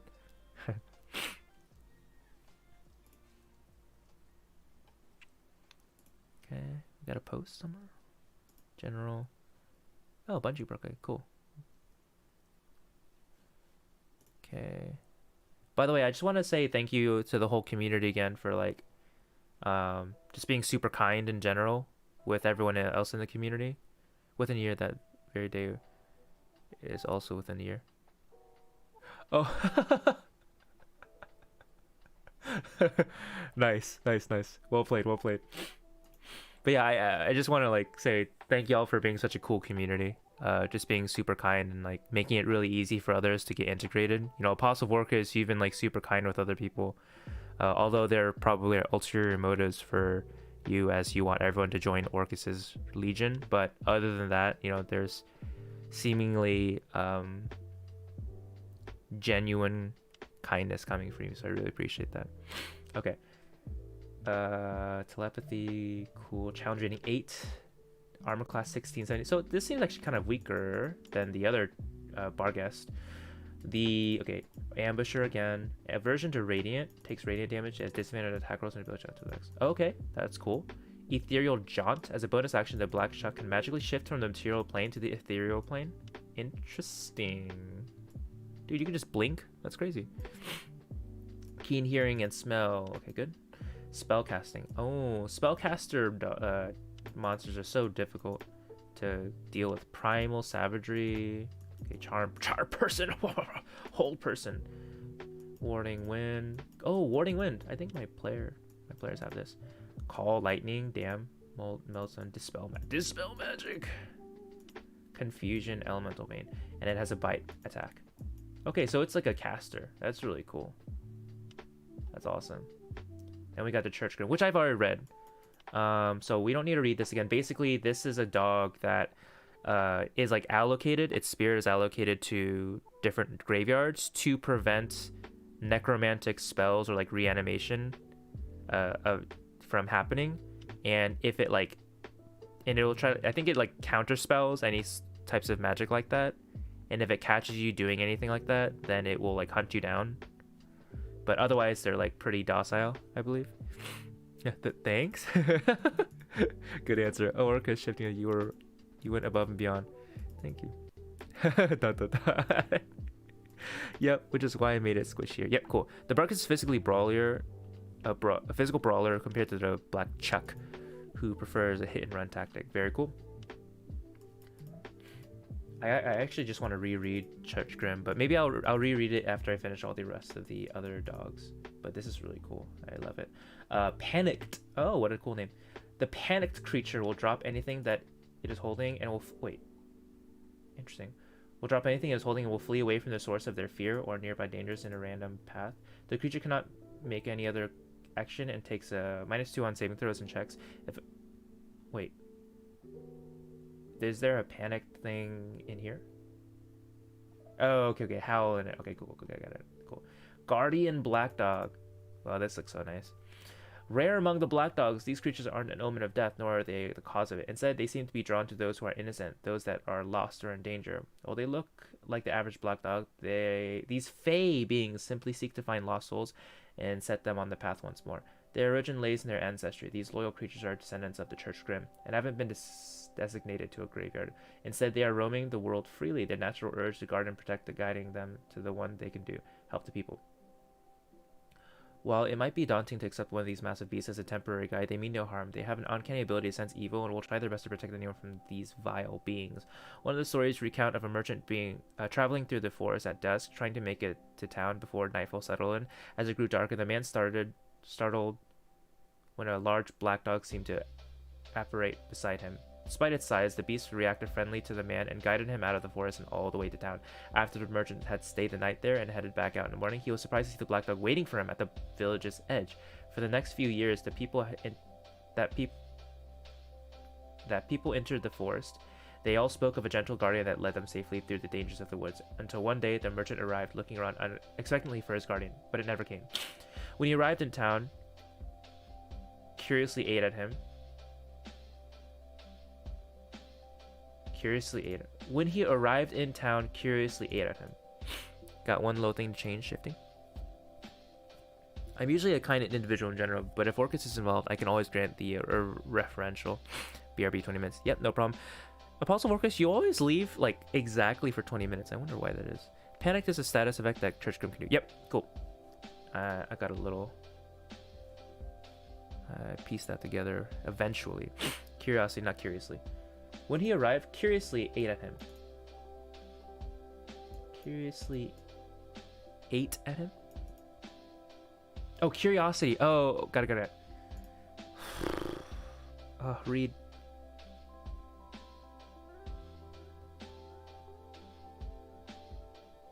Okay, embarrassment over. When he arrived in town, curiosity ate him. Why didn't the creature show up? It wasn't until the merchant asked around about possible owners of the Black Dog that the truth had been revealed. A few days before his arrival, the King's Guard had captured a group of outlaws hidden away in the forest, and these outlaws had confessed that they had settled there with the intention to ambush and kill anyone who entered the forest shadows. But they had been thwarted time and time again by a single massive dog, and ever since that dog had earned its nickname, the Guardian Deity.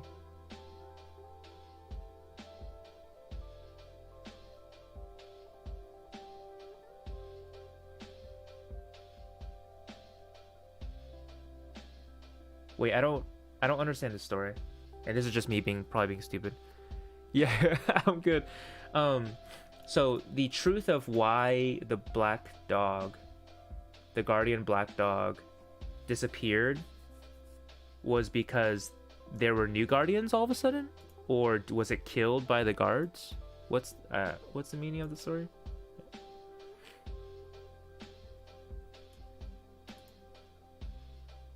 So for years on end, the dog was there, right?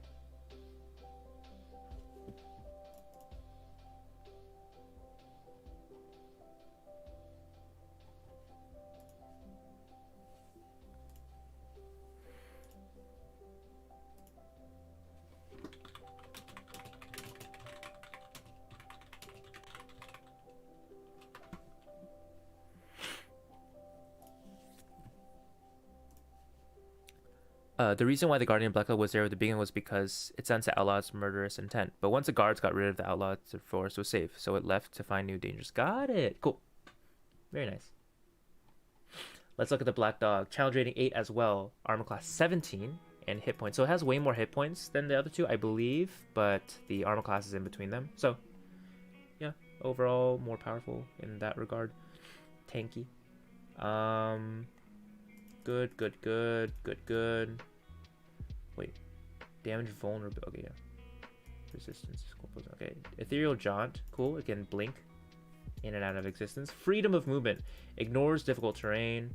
It can spend 5 feet of movement to escape from non-magical restraints or being grappled. That's really good. So it left to find new dangers. Innate spellcasting. Can innately cast detect evil and good and detect thoughts at will without needing any components. Cool. Keen hearing smell. Steadfast. The Guardian Black Dog can't be frightened while it can see an allied creature. Very nice. Very nice. And then, okay, very simple actions. Pounce. It's similar to like charge. And then, yeah, can also knock a prone. And if it knocks a prone, it can make another bite attack. That's really nice. Bites. 4d8 plus 4. That's a lot of hit. That's a lot of damage, dude. And then...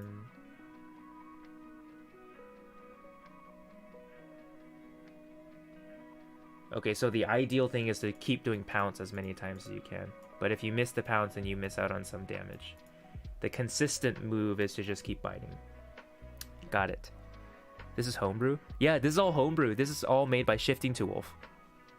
It's like, hold on, let me like scroll out a little bit. And I'm going to return to this page, but like, this is literally a whole catalog that Shifting to Wolf has been making. This is yeah, they're trying to make it look like its own module. A lot of these creatures, like, I want to use in my own story, but also, like, there are some that are already in Orvos because they were all, like super good. The Church Grim, this dog that, like, is bound to graveyards to prevent the unlawful or illegal, like, what was it? The resurrection of loved ones and stuff. Yeah. This is really cool. But anyway, now so apparently right now we're on this section where there are a bunch of black dogs, but they all look alike, and you can't tell which one is which until like you see their behaviors. And so like we're like going through all the different types of black dogs. And I was thinking, Sarah, like it has like a ghostly kind of like creepy feeling to it. We can actually do another like Phasmophobia one shot with the black dogs. Like you have to figure out as you're investigating like which black dog you're dealing with based on like the entries. I'm thinking that would be a cool one shot idea.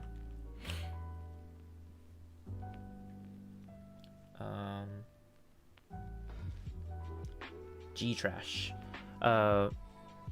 Ooh, yeah, it might be a fun time. Shifting to Wolf. Thank you very much. While the other black dogs have all settled into their roles, the chaotic G-Trash seems unable to pick a side. Being a benevolent creature in one encounter, only to strike someone down on the next. This mischievous, fiendish trickster is both loved and feared among people, and one of the reasons why benevolent black dogs have a bad reputation. The people of the lands? Nice one. That sounds cool, Kev. Yeah, for sure, Luis. Oh, cool. Hey, how's your session doing so far, man?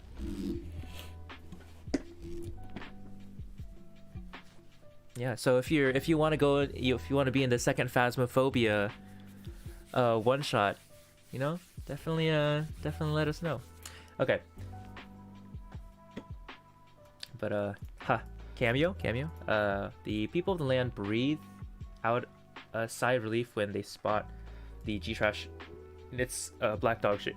Excuse me, showing that it is finding amusement by imitating its benevolent sibling, the Guardian Black Dog. Though its form is much more slender, almost sickly so compared to the Guardian Black Dog. Still, its canine shape doesn't make it any less dangerous, as this trickster loves to try and persuade the unknowing into unconsciously sealing a deal with the devil. Oh my god. But woe comes to those who find themselves in the path of the G-Trash. While it is in the shape of a cow or horse, they will soon find themselves trampled underneath the massive beast's hooves. That's random. Using its more malevolent forms, the G-Trash is known to trash through fields, ruining crops as it goes. If it rampages through town, it'll actively seek any stall, barrel, or breakable object to crash through, leaving its mess for the villagers to claim it. This one's a fucking troll. While it doesn't necessarily hunt down humans to kill like the Barghest or the Black Shuck, but that doesn't mean... while it doesn't... we need to remove but because it has while. That doesn't mean it would step out of its way to prevent from causing any harm. Villages who know they are being hunted by the G-Trash have taken to hiding in their houses as soon as the black horse or cow has been spotted. The clopping of hooves is enough to put these villagers on high alert. Unlucky mount.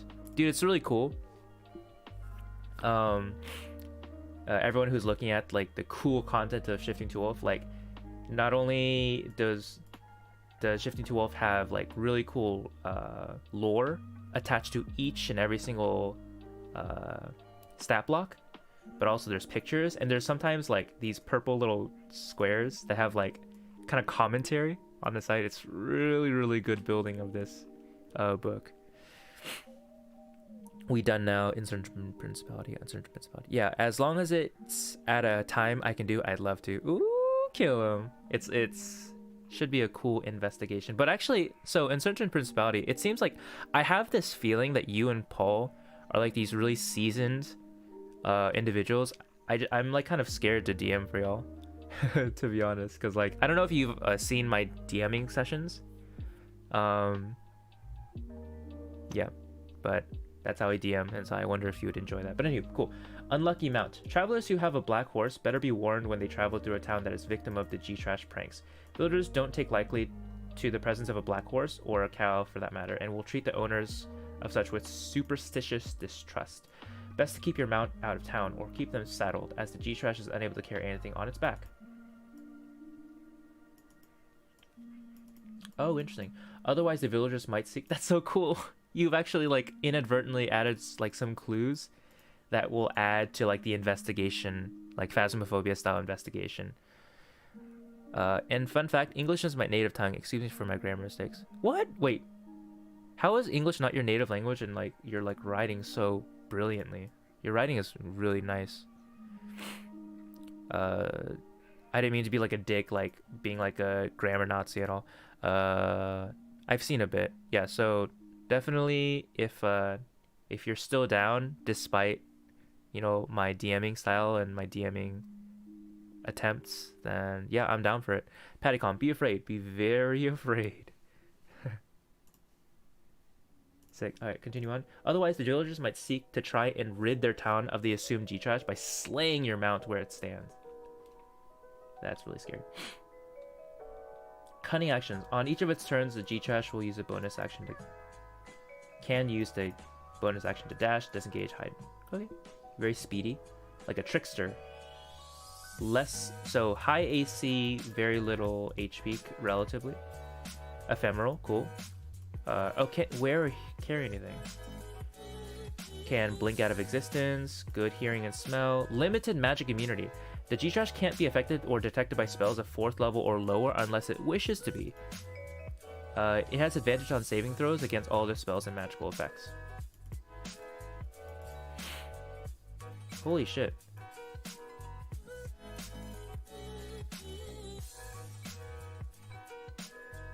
Shapeshifter, Shapechanger can use its extra polymorph into a horse, cow, or back into its true form. Its statistics other than its size are the same in each form. Any equipment it's wearing or carrying isn't transformed, it reverts to its true form if it dies.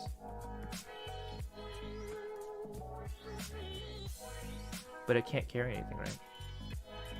Kind of confusing, but it's fine. Bite. Yeah, a decent amount of damage, actually. Wow.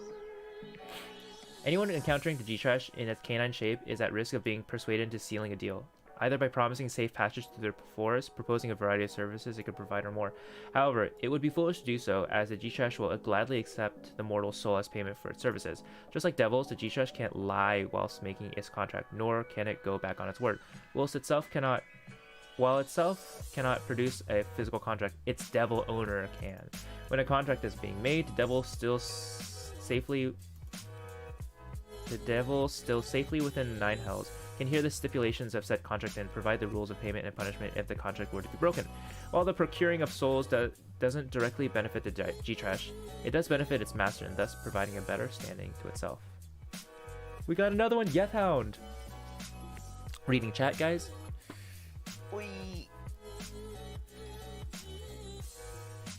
So you have to be in melee with it basically, but it jumps out of the way. Yep.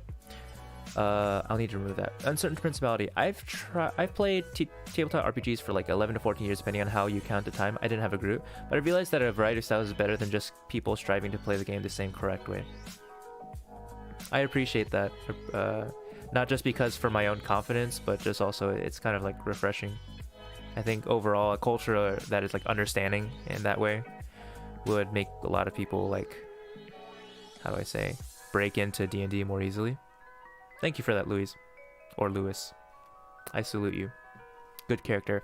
Pattycom. Oh, by the way, Kev, I have a listening task today and a person had an Irish accent, but like, seriously? Hardcore accent? This task did not go too well. I don't know, I'm trying my best. I mean, we got the right answers, but holy hell, it was hard to understand. Actually, so while I was teaching today, English, one of my Japanese students, he's like a scientist person, and his research company provided like an English test for free, or like subsidized, paid for them to take some tests by another test taking company.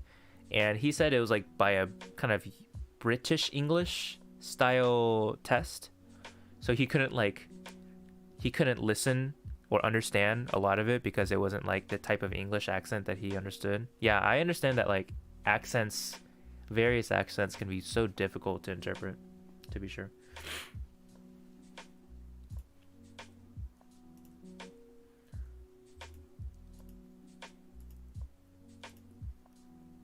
One moment, guys.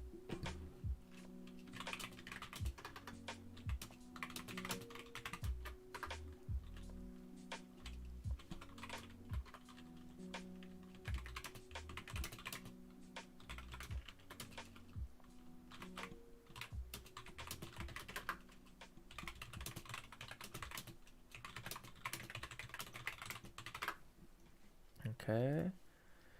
British is easier than Irish at this point. Yeah, for sure. I would think so. It's probably like really Irish is probably like really harsh. Back. Yo, Apostle, what's up? What's up? Yethhound. Truly, the Yethhound is the most ominous of all black dogs. It is truly unique, as the sight of its headless creature instills fear. Dude, wait. Shifting to Wolf. What was the inspiration for creating all of the black dogs? It's such a cool concept. Did you like base it off as another thing, or was it what was it inspired by? Did you just... Yeah, it's super cool. Its origins are obscure at best. Some say it's a church grim who has been slain and its graveyard unhallowed. Others speculate that Yethhound is a G-Trash who has broken a deal.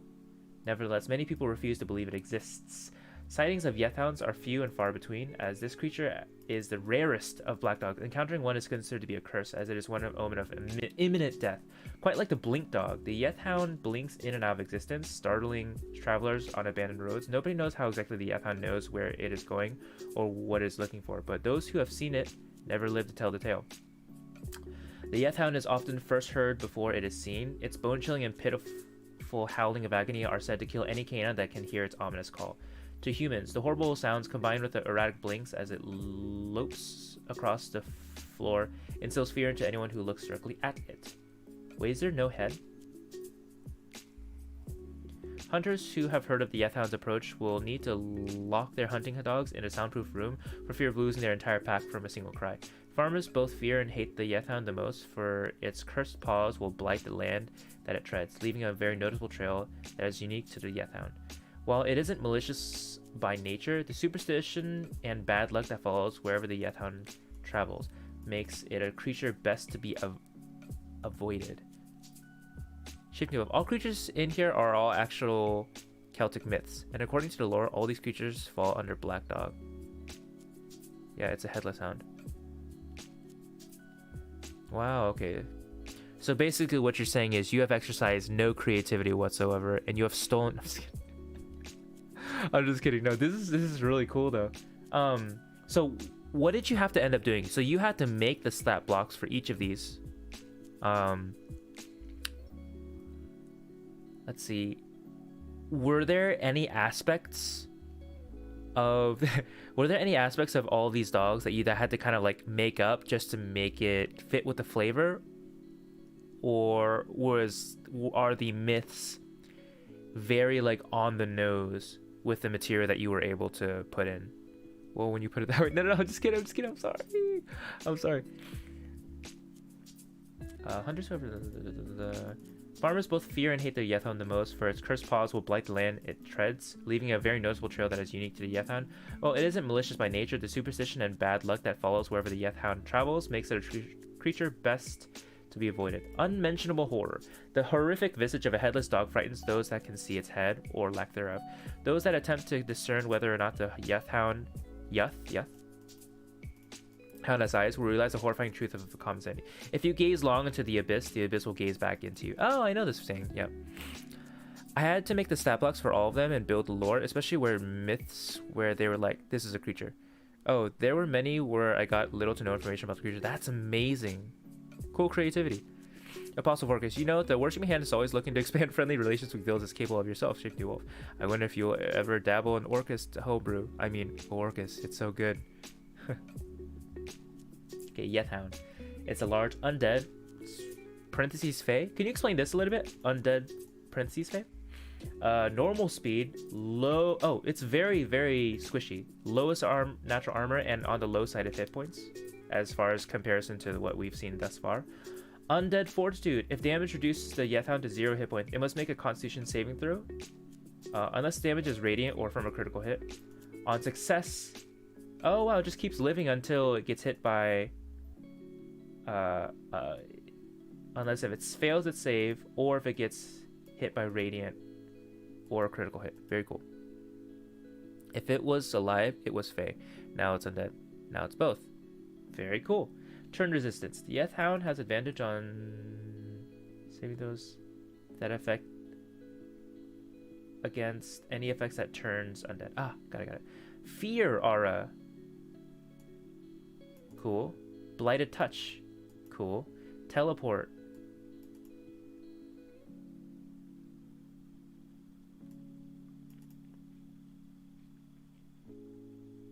Oh, cool. Teleport. And then like scratch, and then you can move away. Oh no, wait.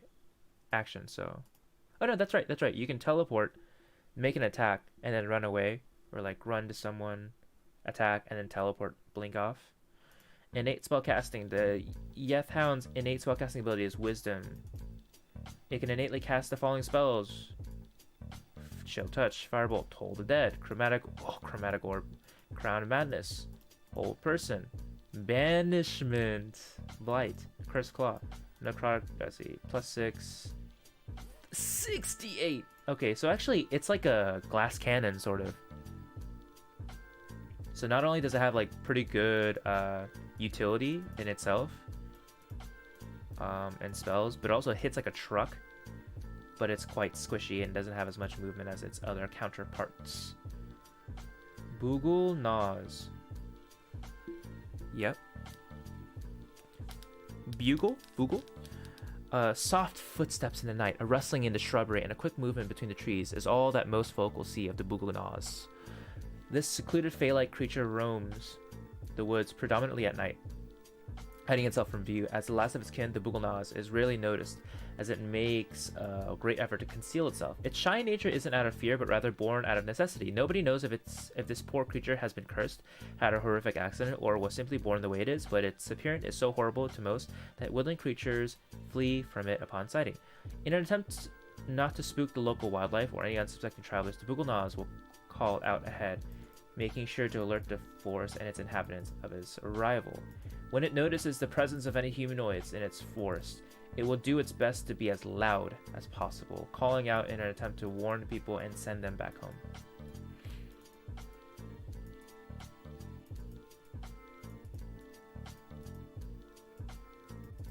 I need to read again. I kind of blanked out.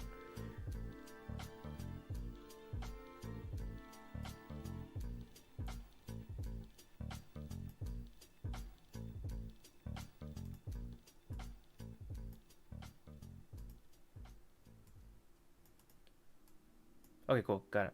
This particular behavior has earned a nickname, the Night Shepherd, sending his unruly flock back to... Oh, picture didn't load. Sending his unruly flock back to safety, as the forest is a dangerous place to be at night. His benevolence has been welcomed, especially by parents of teenagers who know that the Buglenaz is most likely to send their stubborn children back to the village instead of letting them sneak off into the night. Buglenaz. Lawful good. Very nice. 65 armor. Oh, so this is super weak, and challenge rating only 3. Okay, so that makes sense.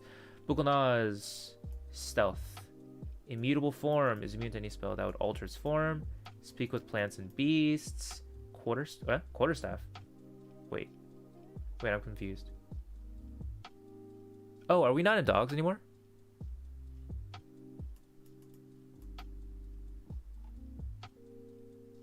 Oh, okay, we're not in dogs anymore. Got it. Okay. So Buglenaz is not a dog. So Yethhound. G-Trash. Okay, so Yethhound is like the...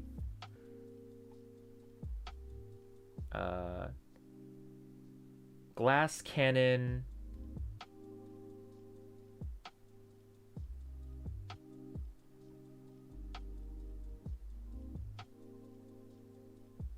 Unlucky thing. The G-Trash is the trickster. That runs amok. Guardian Black Dog is like the paladin of the Black Dogs. Church Grim is also just like a solemn protector of graveyards. Black Shuck is a spellcaster evil dog that destroys shit. And Barghests are also physical destroyers, brawlers that destroy shit. Very cool. So probably what I would end up doing if I wanted, so I'm trying to think of like how I would run this one shot, right? It's maybe really overwhelming if I gave everyone like all of this information. What if maybe instead I would either have to have like condensed information and like present it in a way so they can like read about it really quickly, or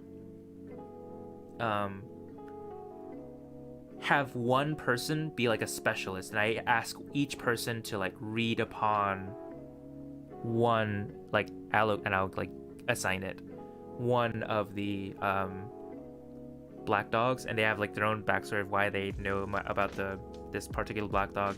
They all come together and have their own they all have their own investigation. So in Phasmophobia, they have a book that simplifies like, oh, like, you know, ghost orbs and things like that. I could do that again, which was quite successful, and it would sound more like Phasmophobia. Or I can just go off of the information from the flavor text provided by Shifting to Wolf. I think that's like maybe cool, but if I call it a Phasmophobia one shot, maybe people are expecting it to be more Phasmophobia-esque. Does anyone have any thoughts about that? Any opinions on how that should be run? Especially the people who have played Phasmophobia and stuff, or maybe from a DnD perspective.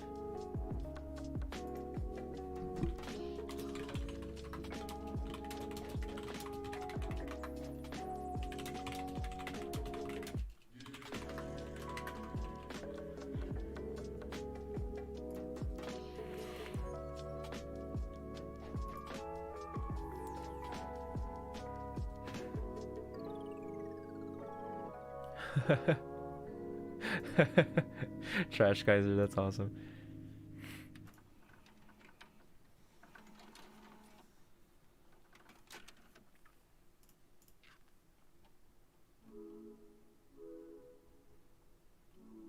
Okay, looking at stream.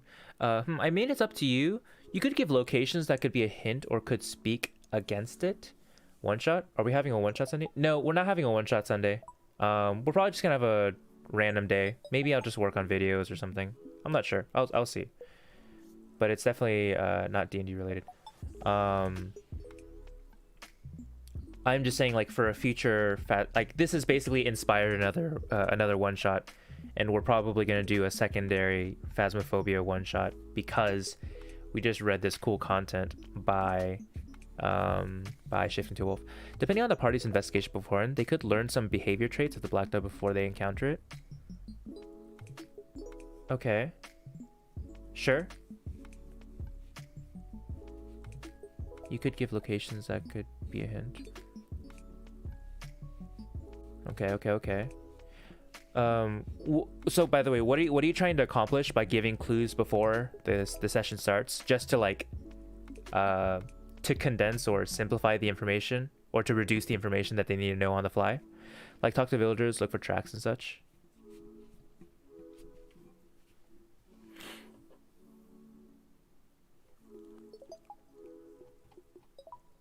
So cool. I just want to keep this art on the screen. It's very nice.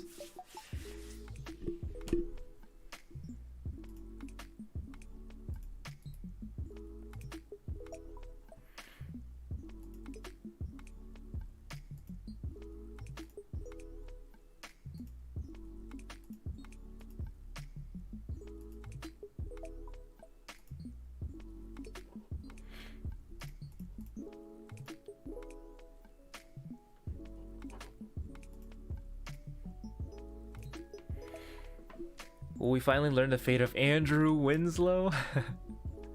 Dude, was that his last name, Winslow? But yeah, oh, interesting. Cause he was taken by the demon. Demon? It was a demon, right? Yeah, it was a demon. And so perhaps we can learn the fate of Andrew Winslow. Very nice. The art is spectacular, isn't it? It's pretty nice. I like it. I like it a lot. Very cool. My baby in this book so far is the Morgar. Let's take a look at that Morgar. Oh, cool. I can.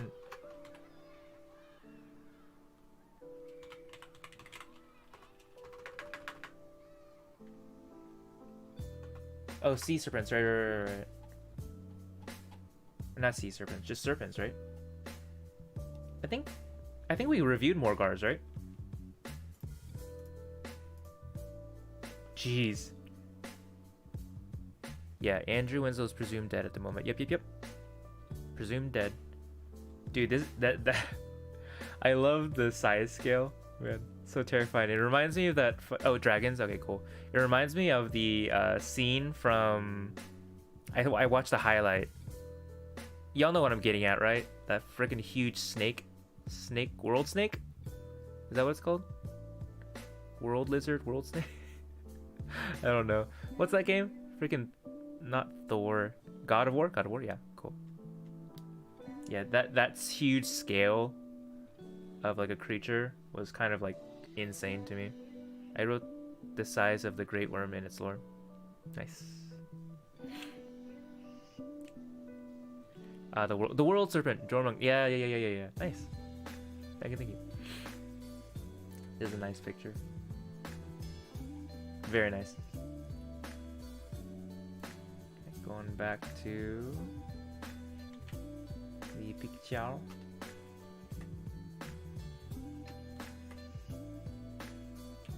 Just want to keep it on there.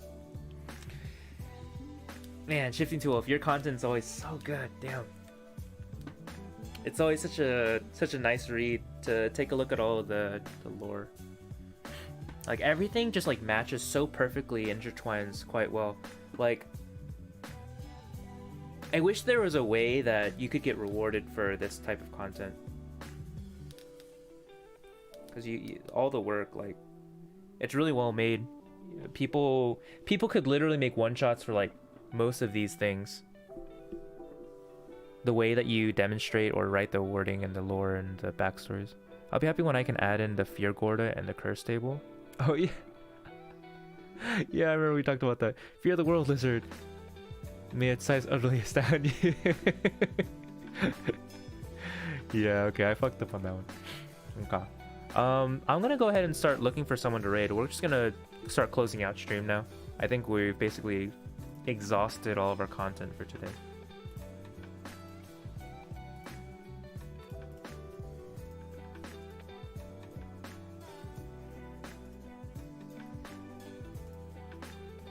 We got, oh, by the way, Xme's birthday is today. I think, yeah, we're definitely rating Xme. There's no doubt about it.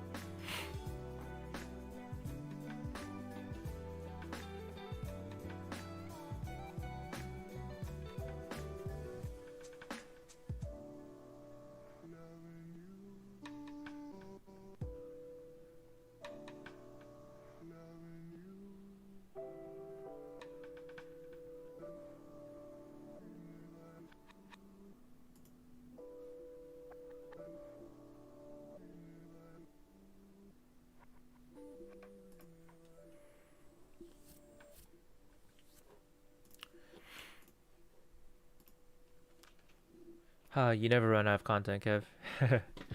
Yeah, I try. Today, actually, earlier in the stream was kind of slow. Although, I think the mentality that, like, streaming is for the community, just to, like, to maintain and build relationship with the community, I think that helps me a lot with, like, feeling... Well, I guess it's a double-edged sword. I was about to say it makes me feel confident in, like, streaming, even though like it's kind of slow, because as long as I'm like talking with the viewer and like being able to just like literally talk about anything, just to, I don't know, just to connect more with anyone, any of the audience, I think that's like the biggest thing that matters to me. But also it could be a double-edged sword if like no one is interacting, then like the thing that I anchor upon, which is like just making sure I'm like here for the viewers, it could be really slow. But yeah, I mean, I guess with that being said, I guess I do have like endless content because the content is y'all. I'll be happy. Orvos forever. By the way, let me go ahead and repeat some of the things that I was mentioning, Apostle, specifically, I guess for you, yeah. Before I end stream. So, basically, what's probably going to be decided for the past couple of weeks, generally, like interaction with the guild system has been slowing down, and like also like all of our co-managers for the guild system have not been able to help out as much because like family things or like school related things, like don't want to get into it, right? So with that being said, we're thinking of, I'll try to finalize this by stream pretty soon, to close any further applications for new guilds, maybe keeping all guild stuff off stream. And I don't know, maybe I'm thinking of maybe reducing interaction with the guild system in a big way. I'm not really sure. I need to think about it a little more. But like,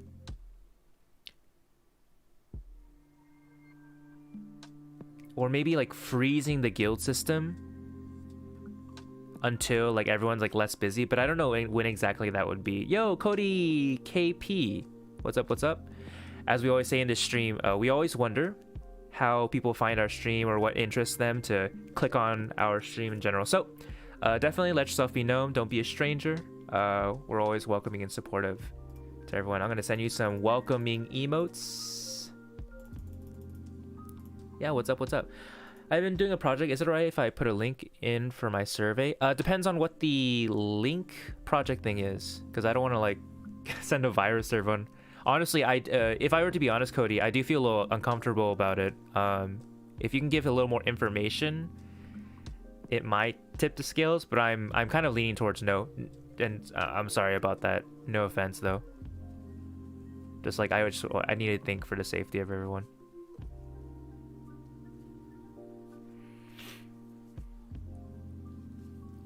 At the moment, I'm redoing the page numbers because adding the general content table messes up. Oh shoot, that sucks. Does it not adjust the page numbers automatically? That's crummy.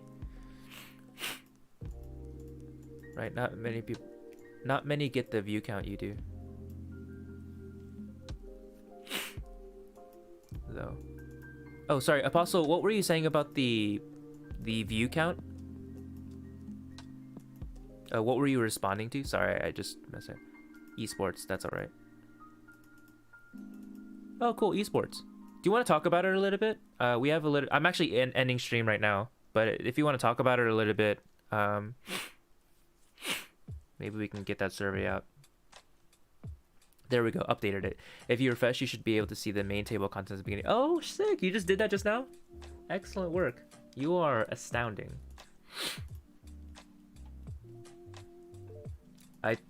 Okay, cool. It just updated itself. Yeah, you're a god. This is exactly what needs to be in here. Look at all this. Such good content.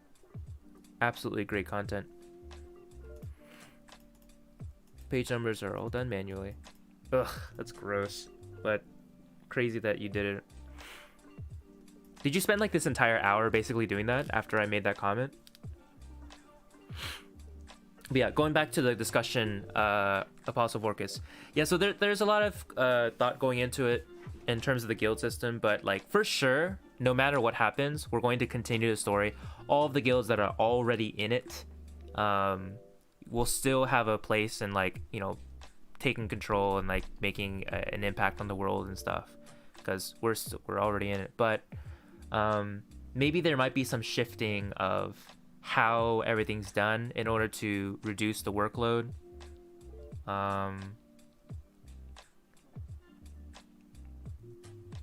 And making it more manageable so that we can like concentrate on other content that like grows the stream and stuff. And yes, as soon as you said that, I started on it. Sick. Shifting, you're amazing, to be sure, because it does make more sense if you need to find a specific creature to quickly flip to the front and check the. Yeah, for sure, definitely agree. Shifting tool. Okay, I'm gonna go ahead and start the raid. I am wondering, is Cody still here? Yeah, Cody, I'm assuming you might be in the middle of a message. If we don't get to it, or if you're not able to type it in time, definitely go to our Discord and let's continue the conversation there. You can like go ahead and DM me by accessing the Discord, and you'll see my username. You'll find it for sure. DnDoodle. We're going. Did I get back just in time for the stream to end? You just got back for the stream end, yeah. But no problem. You can say goodbye with me. Sick. But yeah, hopefully you're shopping. Wait, well. Yeah, I just had to go pick up a. You know what a Durlog is? Like Durflame, the fire starter logs. No, but got it. Okay. Yeah. I don't know anything you reference. Thanks for everything. You made me see a few mistakes. I need to tweak. Yeah, no problem. Shifting to Wolf. I mean, I didn't mean to be like a dick and just like point out like random stuff, but it's just in general, I'm just like super happy to see your content. It's super high quality. Basically, Dragon Grace. Oh yeah, you were here when I talked about the possibility of Phasmophobia second, right? Yes. Yeah, I went over all the dogs and super sick, super cool. A lot of potential. Nice. Apostle Vorkus, you have a good view count to be very proud of. You have built a community that, while slow it may be now, that is super fun and encouraging for all. It's very unique, and I, for one, love it immensely. I'm like 2 minutes behind stream lag. Oh, Apostle, no problem. No, I prefer that you point mistakes out. Okay, shifting. Cool. Okay, yeah, we're gonna go ahead and raid to... Oh, if you are subscribed, go ahead and use this raid message, because it will turn out like this. If you are not subscribed and you want to be part of the raid, then copy and paste this message. Not you lag, my lag, FYI. Got it. Oh, okay, that was really useful information, Apostle. Thank you very much, because I'm always wondering like how my lag is for the stream. The X-Me. Okay, cool. We're going to the X-Me for their 12-hour birthday stream. If you can, definitely stick around, because I'm sure they would appreciate it. Send much love to the X-Me. And let's see.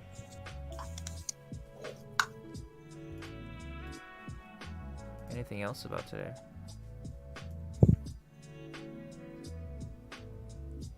Today's stream, I think I kind of like today's stream. Today's stream like really ramped up. The beginning was kind of slow, which is fine. It really picked up as like we got to review a lot of different contents. Yeah, thank you very much again, Dragon Craze. for allowing us to check out all the cool miniatures that you worked on Hero Forge, and also all the lore attached to it and all the thought behind it. It's really awesome.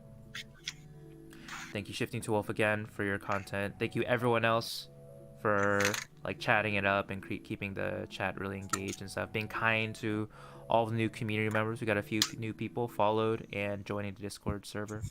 I mean, what else can I say? Thank y'all very much, and I will see y'all on Sunday.